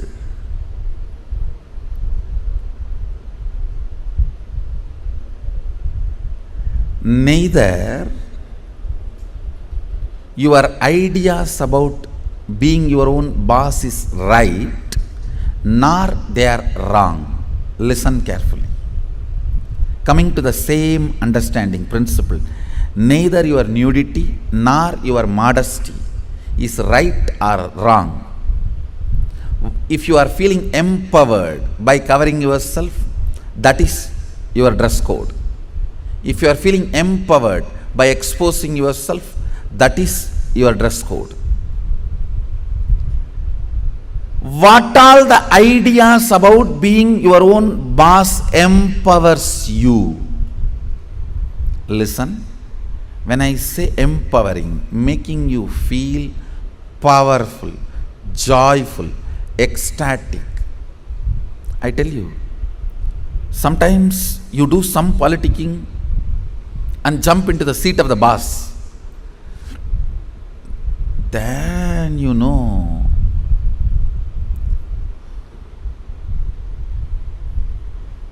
from where you jump to where. Potato felt the pot and the water in the pot is too hot and it jumped into the fire. Because the pot and the water in the pot is too hot, potato jumping into the fire. Precise stupidity you do because the seat of a worker seems to be too hot, you jump into the seat of the boss. Understand, feeling empowered matters. Feeling complete matters. You may say, no. If I just grab the seat, in 6 months I will become all right. You may become insensitive, but you will not become all right. That is like astrologers telling, oh, next 7.5 years you have Shade Sat. After 2.5 years, Rahu. Then again, 3 years, a very bad Grahas. Then if you ask, oh, after that I will become all right. No, you will be habituated. Now that is exactly, if you are consoling yourself, let me grab the seat by hook or crook. Then in 6 months I will become all right. No, you may become insensitive, but you will not become all right. And one more thing, whenever you become insensitive to some parts of you, that develops as a blind spot and continues to torture you. Understand? Continues to torture you. Completion matters. Feeling empowered matters. To be your own boss. So second principle, listen. Second principle is completing your cognition of slavery, being a subordinate, being a staff, being worker, not being boss. Completion is the second principle. Of course, third principle is responsibility. I call it responsibilism. I want to make this responsibility as a religion. As on now, the religion we practice, at least in India, 3C: cricket, corruption, cinema. 3C is the religion we practice. For any problem, the solution we look is cinema. That's the largest referred spiritual solution center. Now, whenever you have a problem, where you look at? In that movie, how he does. In this movie, how he behaves.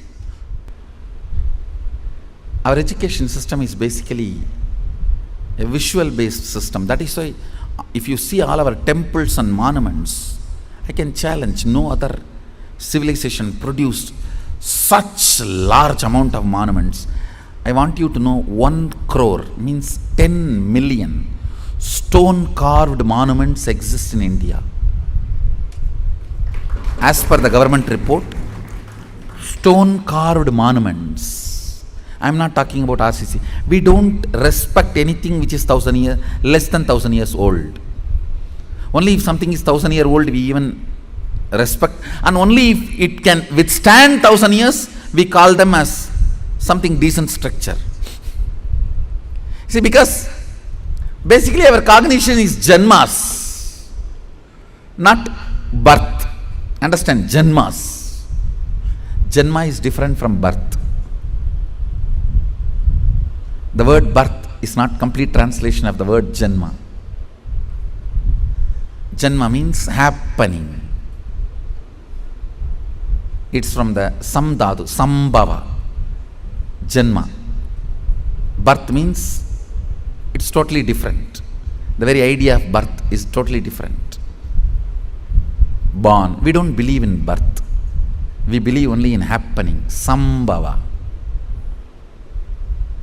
We are happening. Born means something created out of nothing. No. We are sambhava. Happening. Listen to this truth. The second principle is completion with all the reasons with which you are living, the reasons which are pushing you to become boss. Understand? When you, any reasons you have to become boss, relive them. If they are powerless cognitions, incompletions, they will die. If they are powerful cognitions, they will become strong. That's all. See, reliving is literally acid wash. All the unnecessary things will be washed, necessary things will be strengthened. Listen. Reliving is nothing but manana in Vedic tradition. Internalizing. Many times you grab out of greed and that does not get digested. That's what you need to sit and chew. Ideas also you grab out of greed, but it does not get digested. It sits inside your head undigested. Digesting them is manana. Digesting all your logically, emotionally accumulated, acquired ideas into your cognition properly is completion.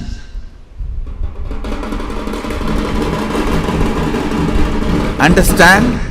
In your length, logic, breath, emotion, visualization, the ideas, concepts you grabbed, dumped, cognizing them rightly into your depth, making them as right cognition by manana, reliving, is completion. Understand? I am redefining completion. When you relive all the ideas you have again and again, all the ideas which makes you powerless starts dying down. They lose power over you.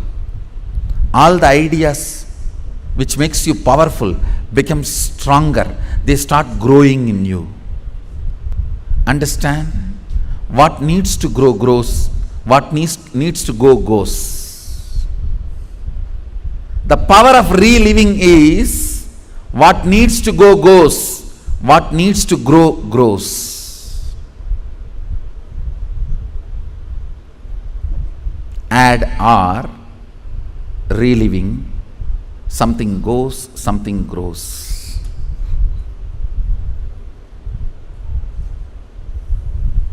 Let me explain clearly the principle of reliving. Listen to this principle. Whatever you wrote as reason why you want to become a boss, do not judge those reasons. Just sit and relive the situations when you took those decisions. Just relive them, means visualize and see again and again exactly as it happened. In which situation you decided you have to take revenge on this fellow by becoming boss. I'll throw my visiting card on his table. I'll throw my visiting card on his face. I'll throw my shoes on his face and my tie on his neck and tighten the tie. You may have what I don't know. The situations during which you took the decision to become boss, the reason you want to become boss, relive them.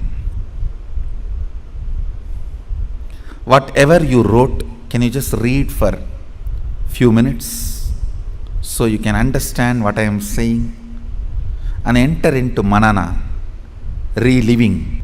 Now, relive every situation in your life in which you decided to become your own boss. The incidents, situations made you decide to be your own boss. Relive them.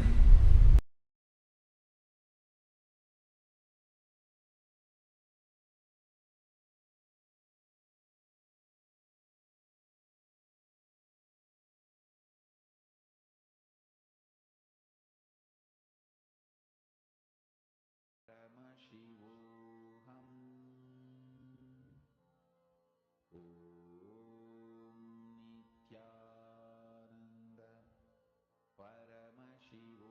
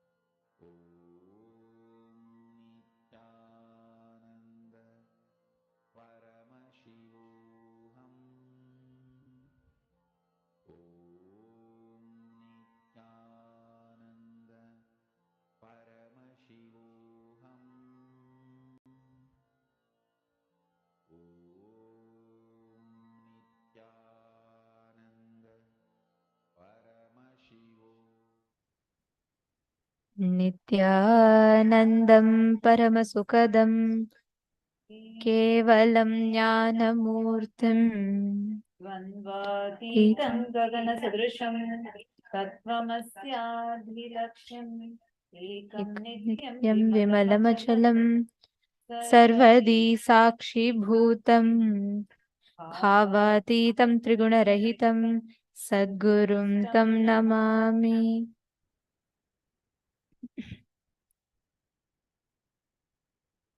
Nithyanandam, today we are joining with all of you here with a very, very important and an amazing news for all the participants and all the viewers that are watching us live on KAILÄSA's Nithyananda TV, YouTube, Facebook, and Instagram, and various other social media platforms. We've been sharing with you all about the attacks and the persecution that has been happening on KAILÄSA Trishulam, and how the land that was offered by one of the devotees with immense love to Swamiji, and the commitment that Swamiji had given to that devotee, and just for that commitment, how Swamiji stood despite all these attacks and made it happen.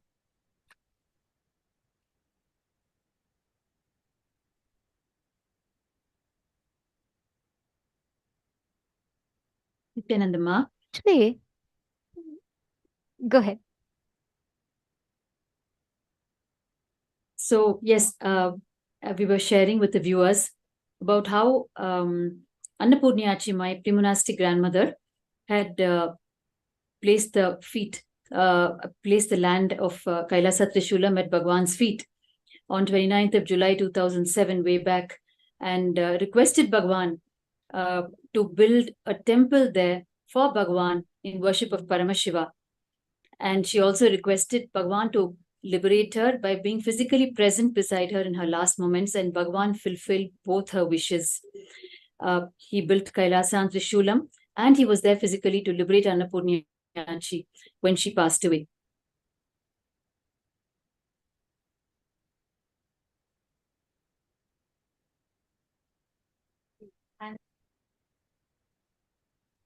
And we also shared with the viewers on the 15th of August, just a few days ago, there was a huge attack on KAILÄSA and Trishulam, and how on the Independence Day of India, which is supposed to be a national holiday, the deep state elements came along with the JCB machine, and they actually demolished the compound walls of KAILÄSA and Trishulam, and they beat and drove away all the livestock.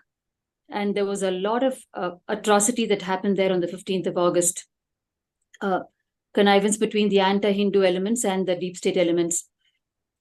And today, as we all join you, yes, with as we all have been sharing with you about the injustice that happened, the destruction of the Hindu temple, and Ma Bhaktika had joined us live, where she was taking us through the story of how the whole thing had unfolded. Now we have a very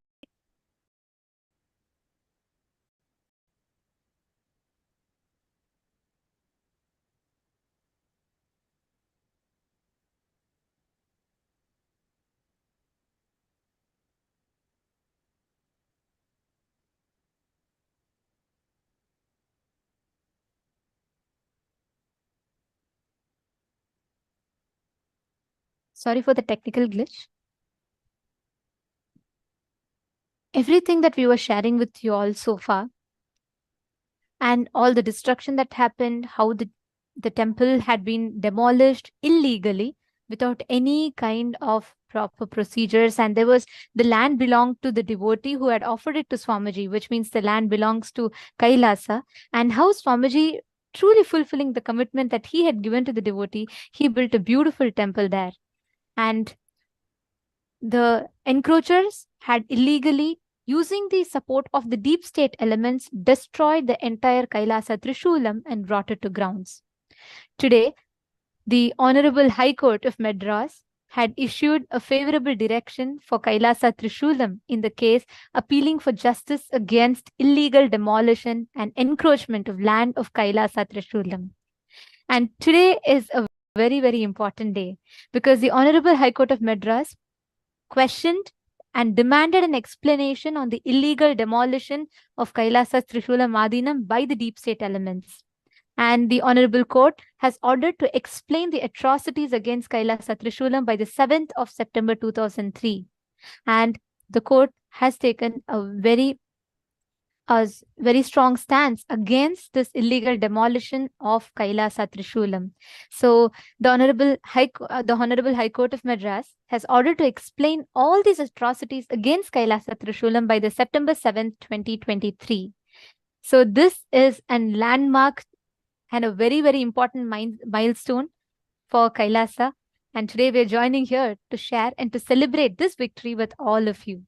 And not only that, Ma, the Honorable High Court has ordered that KAILASA Trishulam it should be protected with the order of status quo and no further damage or danger can be done to it.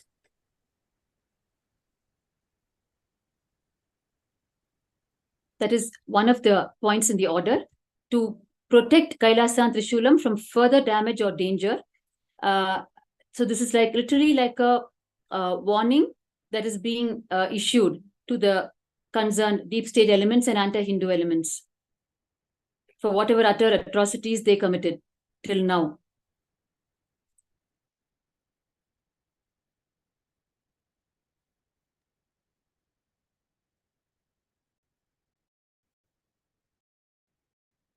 KAILASA, most important for KAILASA. This is a very, very important happening because for the number of years that KAILASA Trishulam had served that entire community around, whether it is Annadan, whether it is free education, offering free programs, courses for the public, healing service, and so many things. The temple, Swamiji had actually revived a very beautiful temple. That is why it is called KAILΑSA Trishulam, because just in that vicinity, there's a beautiful temple of Paramashivam, which unfortunately has, that whole temple is not, the tradition, the ecosystem of that temple was not complete. The ecosystem had been died down. And now Swamiji had revived KAILASA Trishulam to revive that beautiful ecosystem of that Trishulanatha temple, keeping that whole ecosystems of a temple alive, and through that to serve the community in and around KAILASA Trishulam. And this KAILASA had done lot of services, and also there were a lot of attacks continuously by the anti-Hindu elements, the deep state elements, and using henchmen, media, using the different institutions, they were trying to attack KAILASA Trishulam, to shut down KAILASA Trishulam. And despite all of this, Swamiji was standing strong with the stance to revive KAILASA Trishulam just for the commitment that he had given to the devotee. And today, very beautifully, this whole judgment marks an important milestone for KAILASA. And like Swamiji says, no matter what happens, Swamiji always stands by dharma, always stands by his commitment to the devotee. And the whole thing has just so beautifully unfolded. Absolutely. And so beautifully, Ma, Bhagavan has always taught us, you protect dharma, dharma protects you. You stand by dharma, dharma stands for you. And we are seeing it, we are experiencing it now in our lives firsthand. Many times we wondered, KAILASA Trishulam has been like a saga of persecution, right from the time it was handed over to Bhagavan.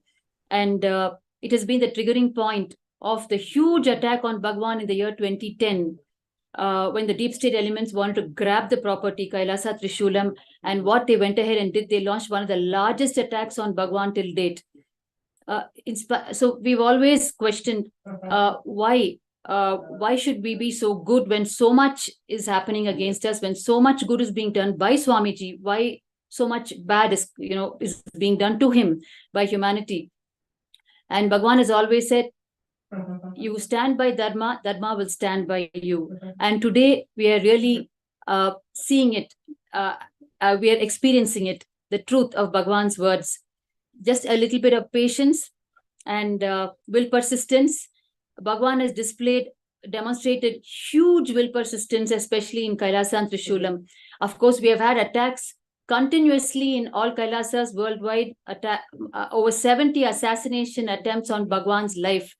But KAILÄSA Trishulam has really been a history of persecution. And through this, today, with this order, really, we are seeing that we are understanding what Bhagavan meant all along, that you stand by Dharma, Dharma will protect you. And it's really a milestone order today. And the kind of the kind of protection the order is giving, saying, maintain status quo and no further danger or damage should come to the property. That is what it says. And also, Ma Bhaktika, how does it feel for you as an individual who has seen the attacks and also seen the history of how this whole land was donated, offered to Swamiji out of the gratitude of your pre-monastic grandmother, and the experiences that she's had, the healing that she has had, the miracles that she and you, your pre-monastic family, as a family, all of you have experienced, and the blessings that Swamiji gave her, and just for that one commitment, how Swamiji stood. And you've also witnessed the continuous relentless attacks by the deep state elements. And today, to see this victory, how does it feel for you? It's a real huge story end to end, Ma, with all elements in it.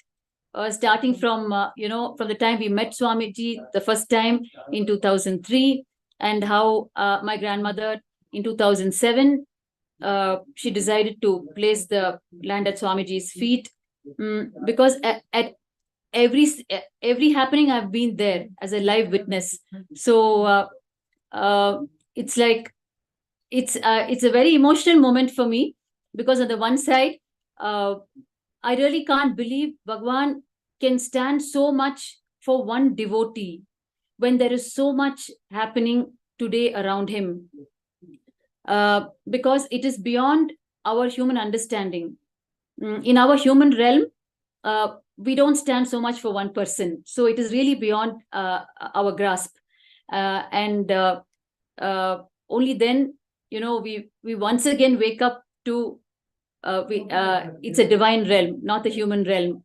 That is where it's coming from. So you can see here actually, Annapurnyachi, my pre-monastic grandmother, this is the day, 29th of July 2007, in KAILÄSA, Bangalore, on the occasion of Guru Purnima. She's actually requesting Swamiji, when she's taking her darshan from him, that she would like to place the land KAILÄSA Trishulam at Bhagavan's feet, and she's requesting him to build a temple for Swamiji there in worship of Paramashivam. And Swamiji is so compassionately and blissfully accepting her request. And this is the exact moment actually when she decided to place the land at his feet. So I still remember this moment very vividly. And today, this order, through this court order, it is like a for every soul to rest, for every being to rest. To what extent Bhagavan goes, for every soul to rest in peace, for the word is given to every soul, like how Bhagavan says, if I give a word to a being that I will enlighten them, I will give them enlightenment, it is my duty. I will stay till life after life, even that person is there. I will stay till the last person to whom I gave word gets enlightened. So, I'm seeing it happen. The one word he gave to the one devotee, the amount of attack Trishulam has taken, Bhagavan has taken, never once he deterred from the word or even thought of deterring from the word. And even when we used to voice it, he used to come across very strongly. He used to say, that is not the way you look at it. Life is all about integrity, and it is not that one attack happens, you go back on your word. In fact, I used to ask him, what is there? You can very well go back to them and say, I will talk to them, Swamiji, they will understand. So he says that is not the principle. That's not the cosmic principle on which we work. That is not the way you should be working. This is a lesson for you. to stand by the cosmic principles, and then you will see what happens. You will see what happens. And with all the patience that he taught us, today this order is really showing us what standing by the cosmic principles will do, that it will finally bring success.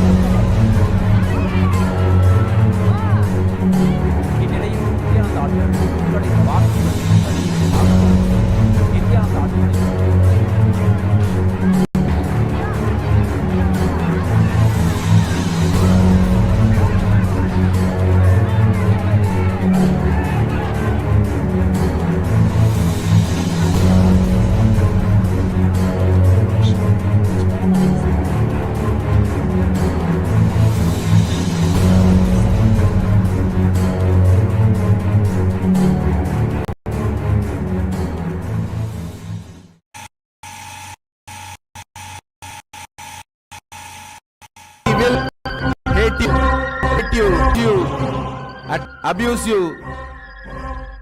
Beyond that, what makes you stand makes you what you are.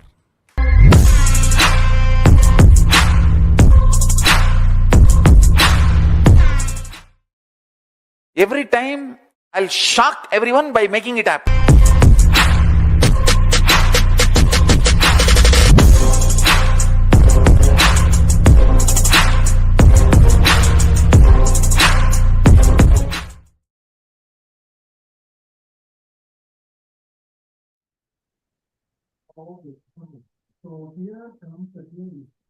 Understand?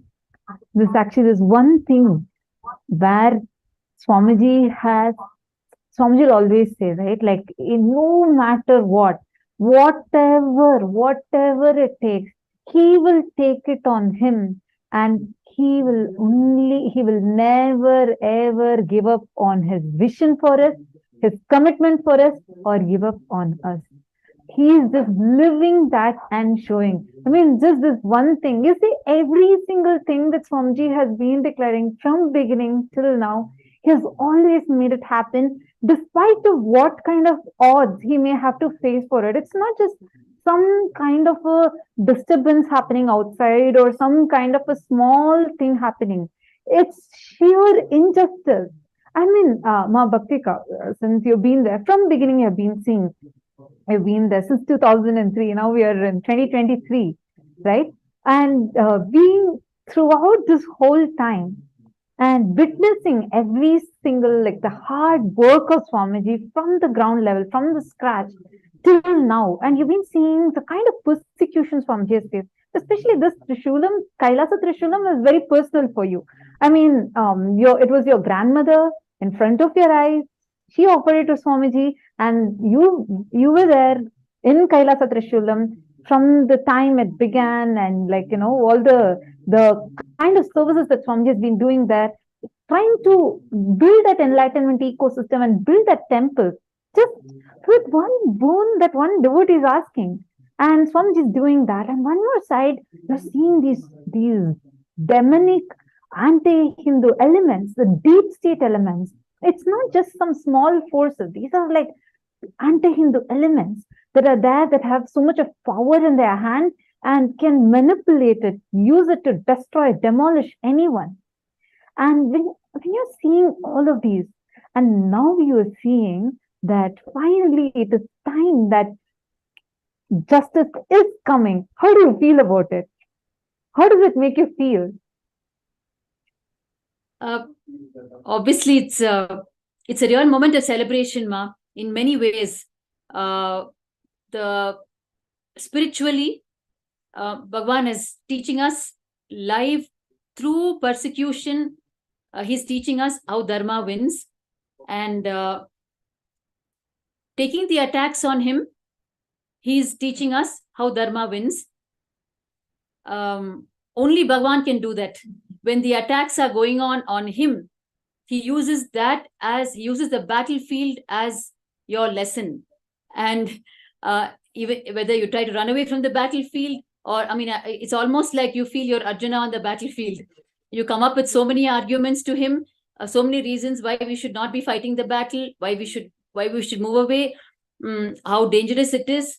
Whatever stories we have told him, like how Arjuna told Krishna, Bhagavan has consistently made us to stand by the cosmic principles and truth. It is like a live lesson on the live battlefield with the war going on. That is the feeling for me right now, Ma. And how at the end of it, only what Bhagavan said is the truth, and he's proven it on the battlefield as the war is going on. As latest as 15th of August, a few days back, the war was raging in Trishulam. We were also broken. And once again, we went up to Bhagavan and said, do we really need to be there? It is just one person's word. And everyone would like Bhagavan's body to be safe, and everyone would like the mission to be safe. So why don't we just leave it, And Bhagavan said, once again, I want you guys to learn. I want you guys to learn to stand by cosmic principles, come what may. And then my mind went back to when we asked Annapurniyachi way back in 2010, when the media barons and deep state elements were vying for the property. They wanted to grab it to build an airport there. And Bhagavan said, it is my word to her, to one devotee. If she's willing to change her stand, it is up to her. I will go with it. And when we went back to Annapurniyachi, she said the same word. She said, I have left it at Bhagavan's feet, and I trust Bhagavan will make it happen come what may. She said it in 2010. And we're now 13 years later. She's not in the body anymore. What she knew in her heart, in her simple heart, and what she expressed is what it is finally. That is the truth. That was the strength of her connection with Bhagavan. And between them, the trust between the two of them, now Bhagavan has simply demonstrated. We're seeing the court order today. We didn't understand at that time. Yes, but we understand just right today. now, I wanted to read also the responses from the participants here. So many of them have posted, so many of them are joining us to celebrate this victory. I see Ma Hongli Wong, Ma Hongzu has posted Dharma wins, and Ma Idin Lemo has posted gratitude to the entire Sangha of KAILΑSA temple in Trishulam, and great news, and thank you for sharing the great news. And so many people have posted about what you are feeling about this. Please understand, it is the result of the perseverance that Swamiji has shown, the unwavering commitment that Swamiji stands by for Hinduism. This is not an independent standalone incident. This just demonstrates time and again Swamiji's commitment, the way Swamiji stands for each time.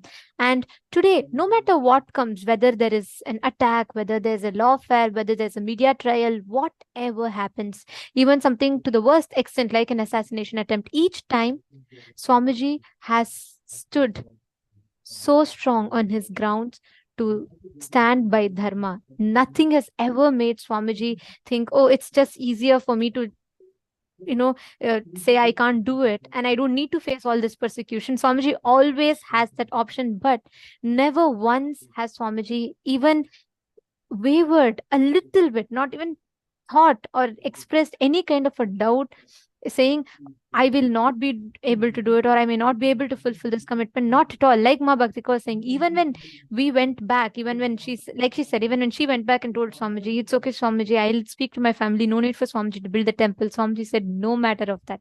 No question of going back on the word. That is Swamiji's commitment. We can see how Swamiji actually made it a temple with deities, Annadan happening.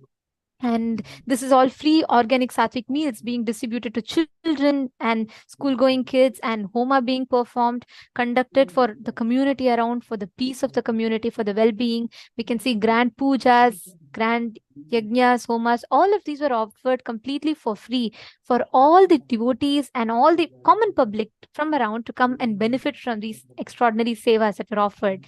So many people had been benefiting from this, and despite of all this, there were continuous relentless attacks that were happening. The mob lynching, the destruction of the whole campus. Each time, Swamiji only came back, built it again and again and again. And finally, here we have justice is served. Mahongsu is saying very inspiring, empowering, very completing. I just remember one thing that Swamiji says, universe has no choice but to follow me. I mean, look at the strength with which Swamiji, no matter what, come what may, he just stands by his vision, mission, sacrifices everything else, going on, contributing. And now we see Paramashiva can never lose. Understand? Actually, today's darshan that we are going to be having the darshan of Bhagavan Tripurantaka Murthy. If you see the story of the darshan we are going to be having today is where there will be three asuras who will get a boon, saying they'll be indestructible and they can be destroyed only with one arrow, which can destroy them only if all they have three separate floating cities, and only if they all come in one alignment, they can be destroyed. And understand, Paramashiva, it all takes one smile from Paramashiva to destroy the whole thing, destroy all three of them. But he just waits, gives them the chance, tells them, let them also enjoy, let them also play all their dramas. That's all what happens. Finally, Paramashiva always wins, and that is what he shows us every single time.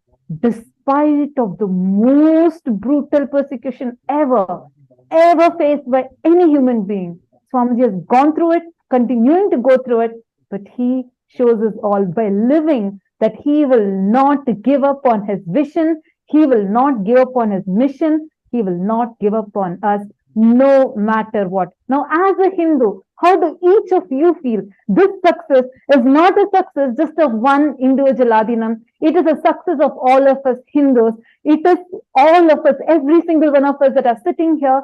It is all of us being successful by one person, Swamiji, the Supreme Pontiff of Hinduism's great sacrifice. His tireless hard work, he is doing just for each one of us. Already again, the services have continued. The services in KAILΑSA Trishulam has not stopped. The sannyasi has not stopped living over there. The enlightenment ecosystem getting built has not stopped. Understand? Even now, Swamiji is continuing everything over there. This is the way how Swamiji lives. The kind of brutal attacks and the kind of persecution we all have faced in KAILASA Trishulam is not a joke. It's not a joke, Ma. Way back in 2017, one of the largest attacks happened on KAILΑSA Trishulam. We were there on the there at that time. There were a series of attacks, and then in between, two huge attacks, one in broad daylight and one at night time. And you're seeing in front of you, actually, as I'm talking about it, they did every conceivable, inconceivable way of attack. They actually, hundreds of them entered our property with crude weapons. It was like rock stones, chains, rods, and they just raised the whole property to the ground. Any bit of infrastructure they saw, they actually smashed it. Right from the water tanks to the electricity, to the CCTVs, to our laptops, our computers, they entered our work areas. We were in containers at that time, the container offices and rooms. Yes, actually, Ma, we can see here the violence of the mob as they are overturning the whole vehicle. This was the same Ratham that went around the campus, distributed free food. These are the same monks who were healing the entire community there. And you can see their stairs broken, glasses are shattered, and they're in the fear of their life. They were all just sitting here and there. The entire campus, bit by bit, was demolished. You can see the Ratham, how it is destroyed, how the same vehicle that served the free food, that distributed, made so many healing services around. You can see how the mob instigated. Each of these are not the common public. Please be aware, these are all the henchmen planted there. And we can see how they all came. They were destroying every piece of evidence there. You can see how they're breaking the CCTV cameras, all the footages.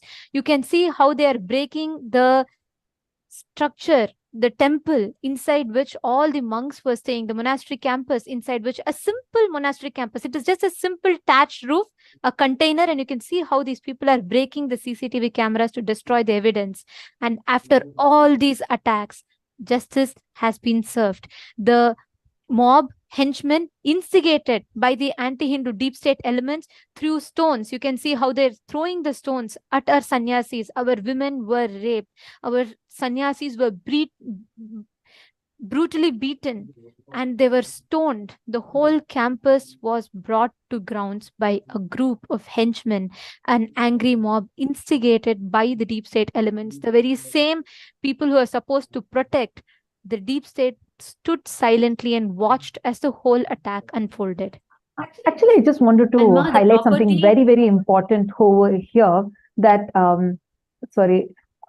I just wanted to highlight something over here. Ma Bhaktika, you were there during this attack in 2017 when this happened. You were there, right?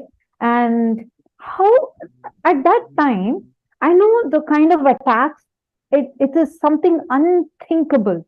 But and if Yes. any normal person would have been faced with that attack, they would be even psychologically broken, shattered, and sometimes even ended their lives. Like, because it's in multiple levels, right? I just wanted to ask you now, what made you and all the other sannyasis, because this is a question that I keep seeing many of the participants also ask. Because if anyone else was there, people would have just felt like, oh God, I don't want to go through all of these. I'll just give up. I don't want to be a sannyasi, and may drop off and go. But what is that, what Swamiji was responding, and how did Swamiji, heal each one of you, empower each one of you, which made you feel like, hey, no matter what, I'm not going to give up on this. Come what may, I'm going to just live what my guru, my Swamiji is telling me to live. And I know Swamiji is there to protect me. What is it that? What is that which was continuously making all of you, even though you all were also faced with such brutality, what did Swamiji do? What was Swamiji's response, which made you feel like, I am going to continue being here and I'm going to stand with Swamiji? Because, like, what is that? Because, like, what was it? Can you share a few words on that? Actually, the way the events were unfolding, it was happening very, very fast. One attack after the other, one attack after the other. Literally every day we were running to the police station with some complaint or the other. One day, it would be hurting our religious sentiments. And then the next day, it would be accusing our male sannyasis of outrating the modesty of their women, the attackers. Another day, it would be like different sections of the IPC of the Indian Penal Code. They were trying to frame us. And then these huge physical, brutal attacks that you just now saw happened. As this was happening, like you were asking, what is it that made us stand through it? When there was not even, the beauty of it was the way Swamiji empowered us. There was not even an iota of thought in us about stepping back or any bit of fear or any feeling of overwhelmed by the attack, because this doesn't happen in your normal life. Literally, we've seen it only in horror movies, right? But this was happening in our own home. Like hundreds of people just coming on your face with all crude weapons and hurling things at you, and this doesn't happen in normal life. But the way Swamiji has trained us all these years spiritually, the way he has nurtured us spiritually, all of that we felt it. That is what stood by us. Then only we realized Swamiji has done a huge job inside each one of us, which we ourselves don't know about. Only when such a Actually, I just situation want to- comes, we are waking up to it. When there's a normal day, you don't wake up to it. But when you're faced with something like this, which, like you said, people outside cannot even conceive, they would have probably just fled out of their own property. Even if it is their own property, they would not have been able to stand there because the attack was so physical and so brutal. So they would have probably left their own property. It is Swamiji's spiritual depth that he has given us, even without our own knowledge all these years, that made us to stand.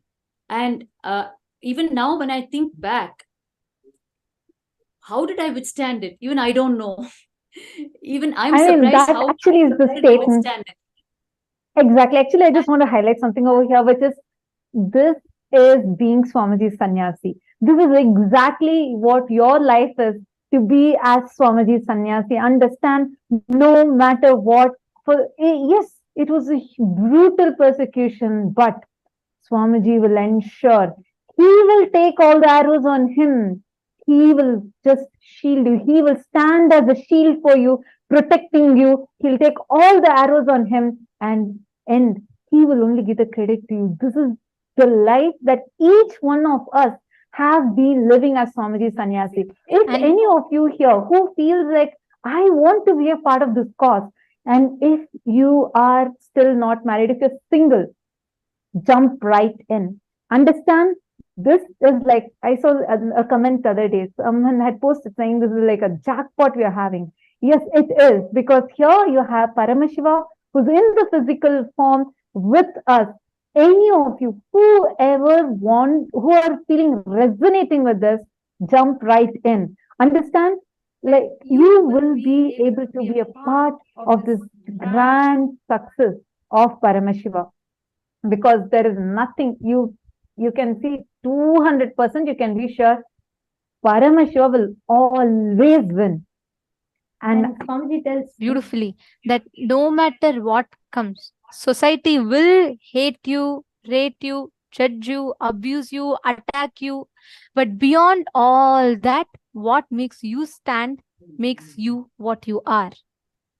And we can see, no matter whatever the society does, Swamiji has always stood back just with one principle, simple and straightforward principle. Swamiji stands back just to contribute, and contribute.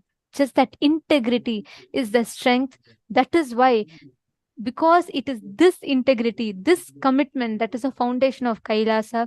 No matter what attacks came, no matter what persecutions has been happening, not once, nobody has been able to shake even one part of KAILＡSA, because Swamiji has laid KAILASA with his integrity as a foundation. That is why it is the most unshakable and it can never be broken. All those whoever want to be a part of this grand cause, whoever want to be a part of this victory of Paramashiva, jump right in. If you want to dedicate your entire life, go ahead, jump for sannyas. Take sannyas right now. You can declare from your side, whoever wants to take it up, you can jump right in.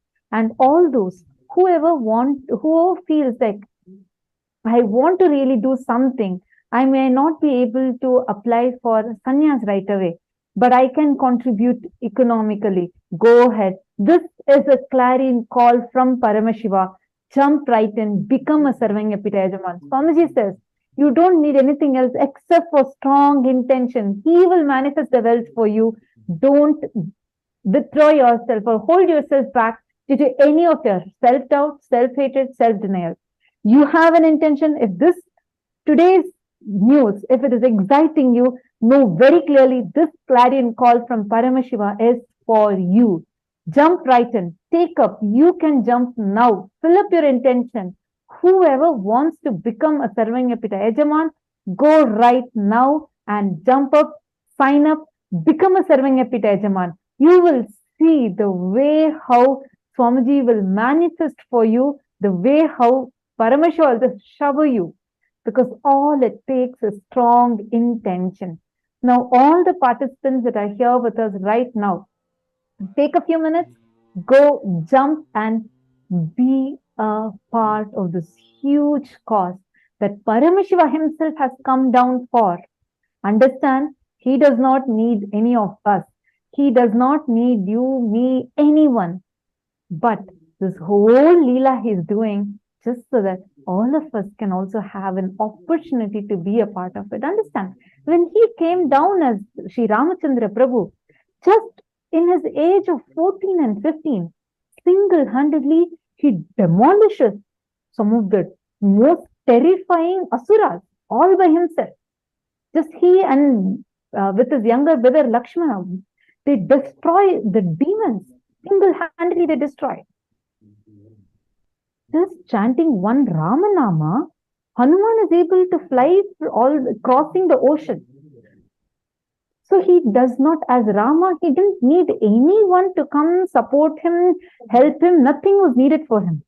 But he wanted to give every being the opportunity to be a part of his Leela. That is why he gathered all the beings, including monkeys, bears, and squirrels, just so that they can be a part of his mission and get the punya of being a part of his mission. Understand? None of us are needed. And just Swamiji is just 46. He has already made a nation happen for Hindus. And every war, we can keep saying Swamiji is winning and he'll continue to win. He's Paramashiva who has descended for all of us. Here the call is whether you want to be a part of it. Understand? You can, whatever might be the background of you, whichever walk of life you're from, that does not matter. If you have the intention that is enough, he will shower it upon you.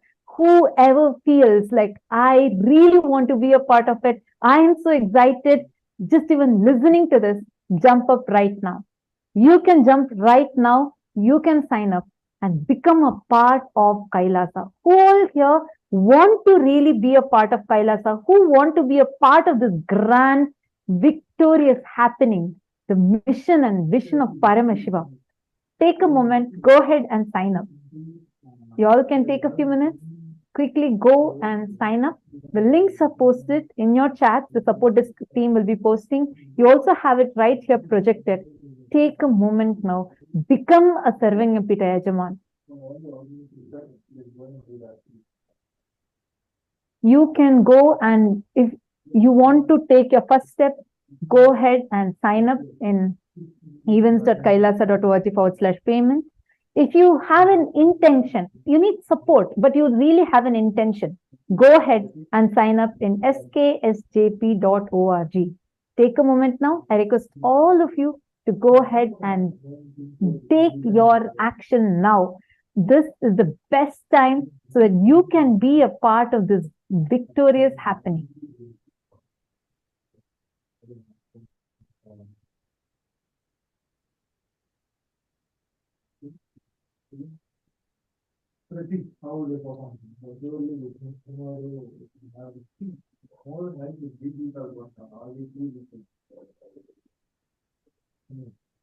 Okay, so yes, so nothing like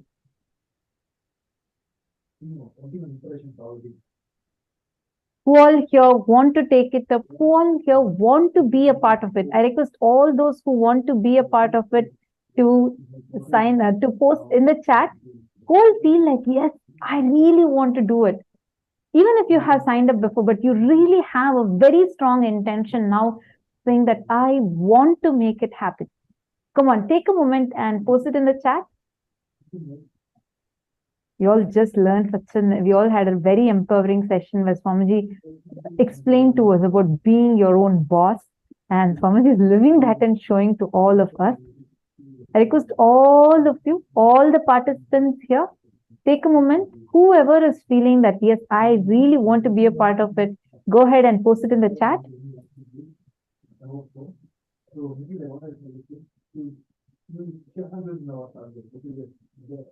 Yeah, please, I don't know what happened.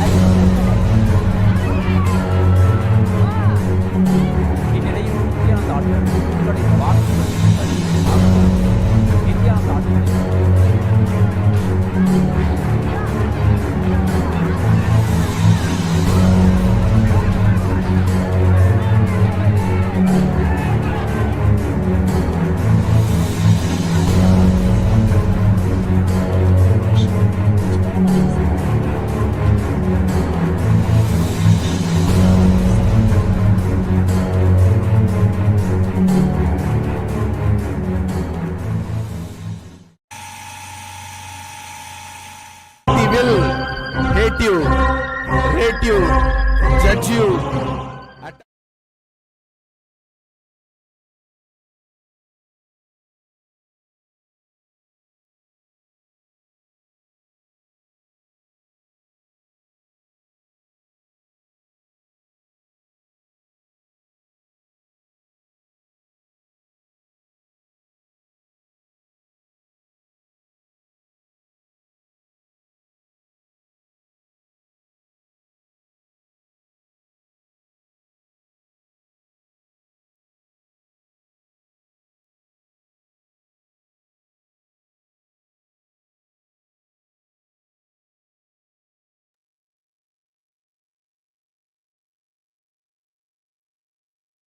Today is a real moment of celebration for KAILΑSA and Trishulam, and a real moment of celebration for not only KAILΑSA but for the whole of Hinduism.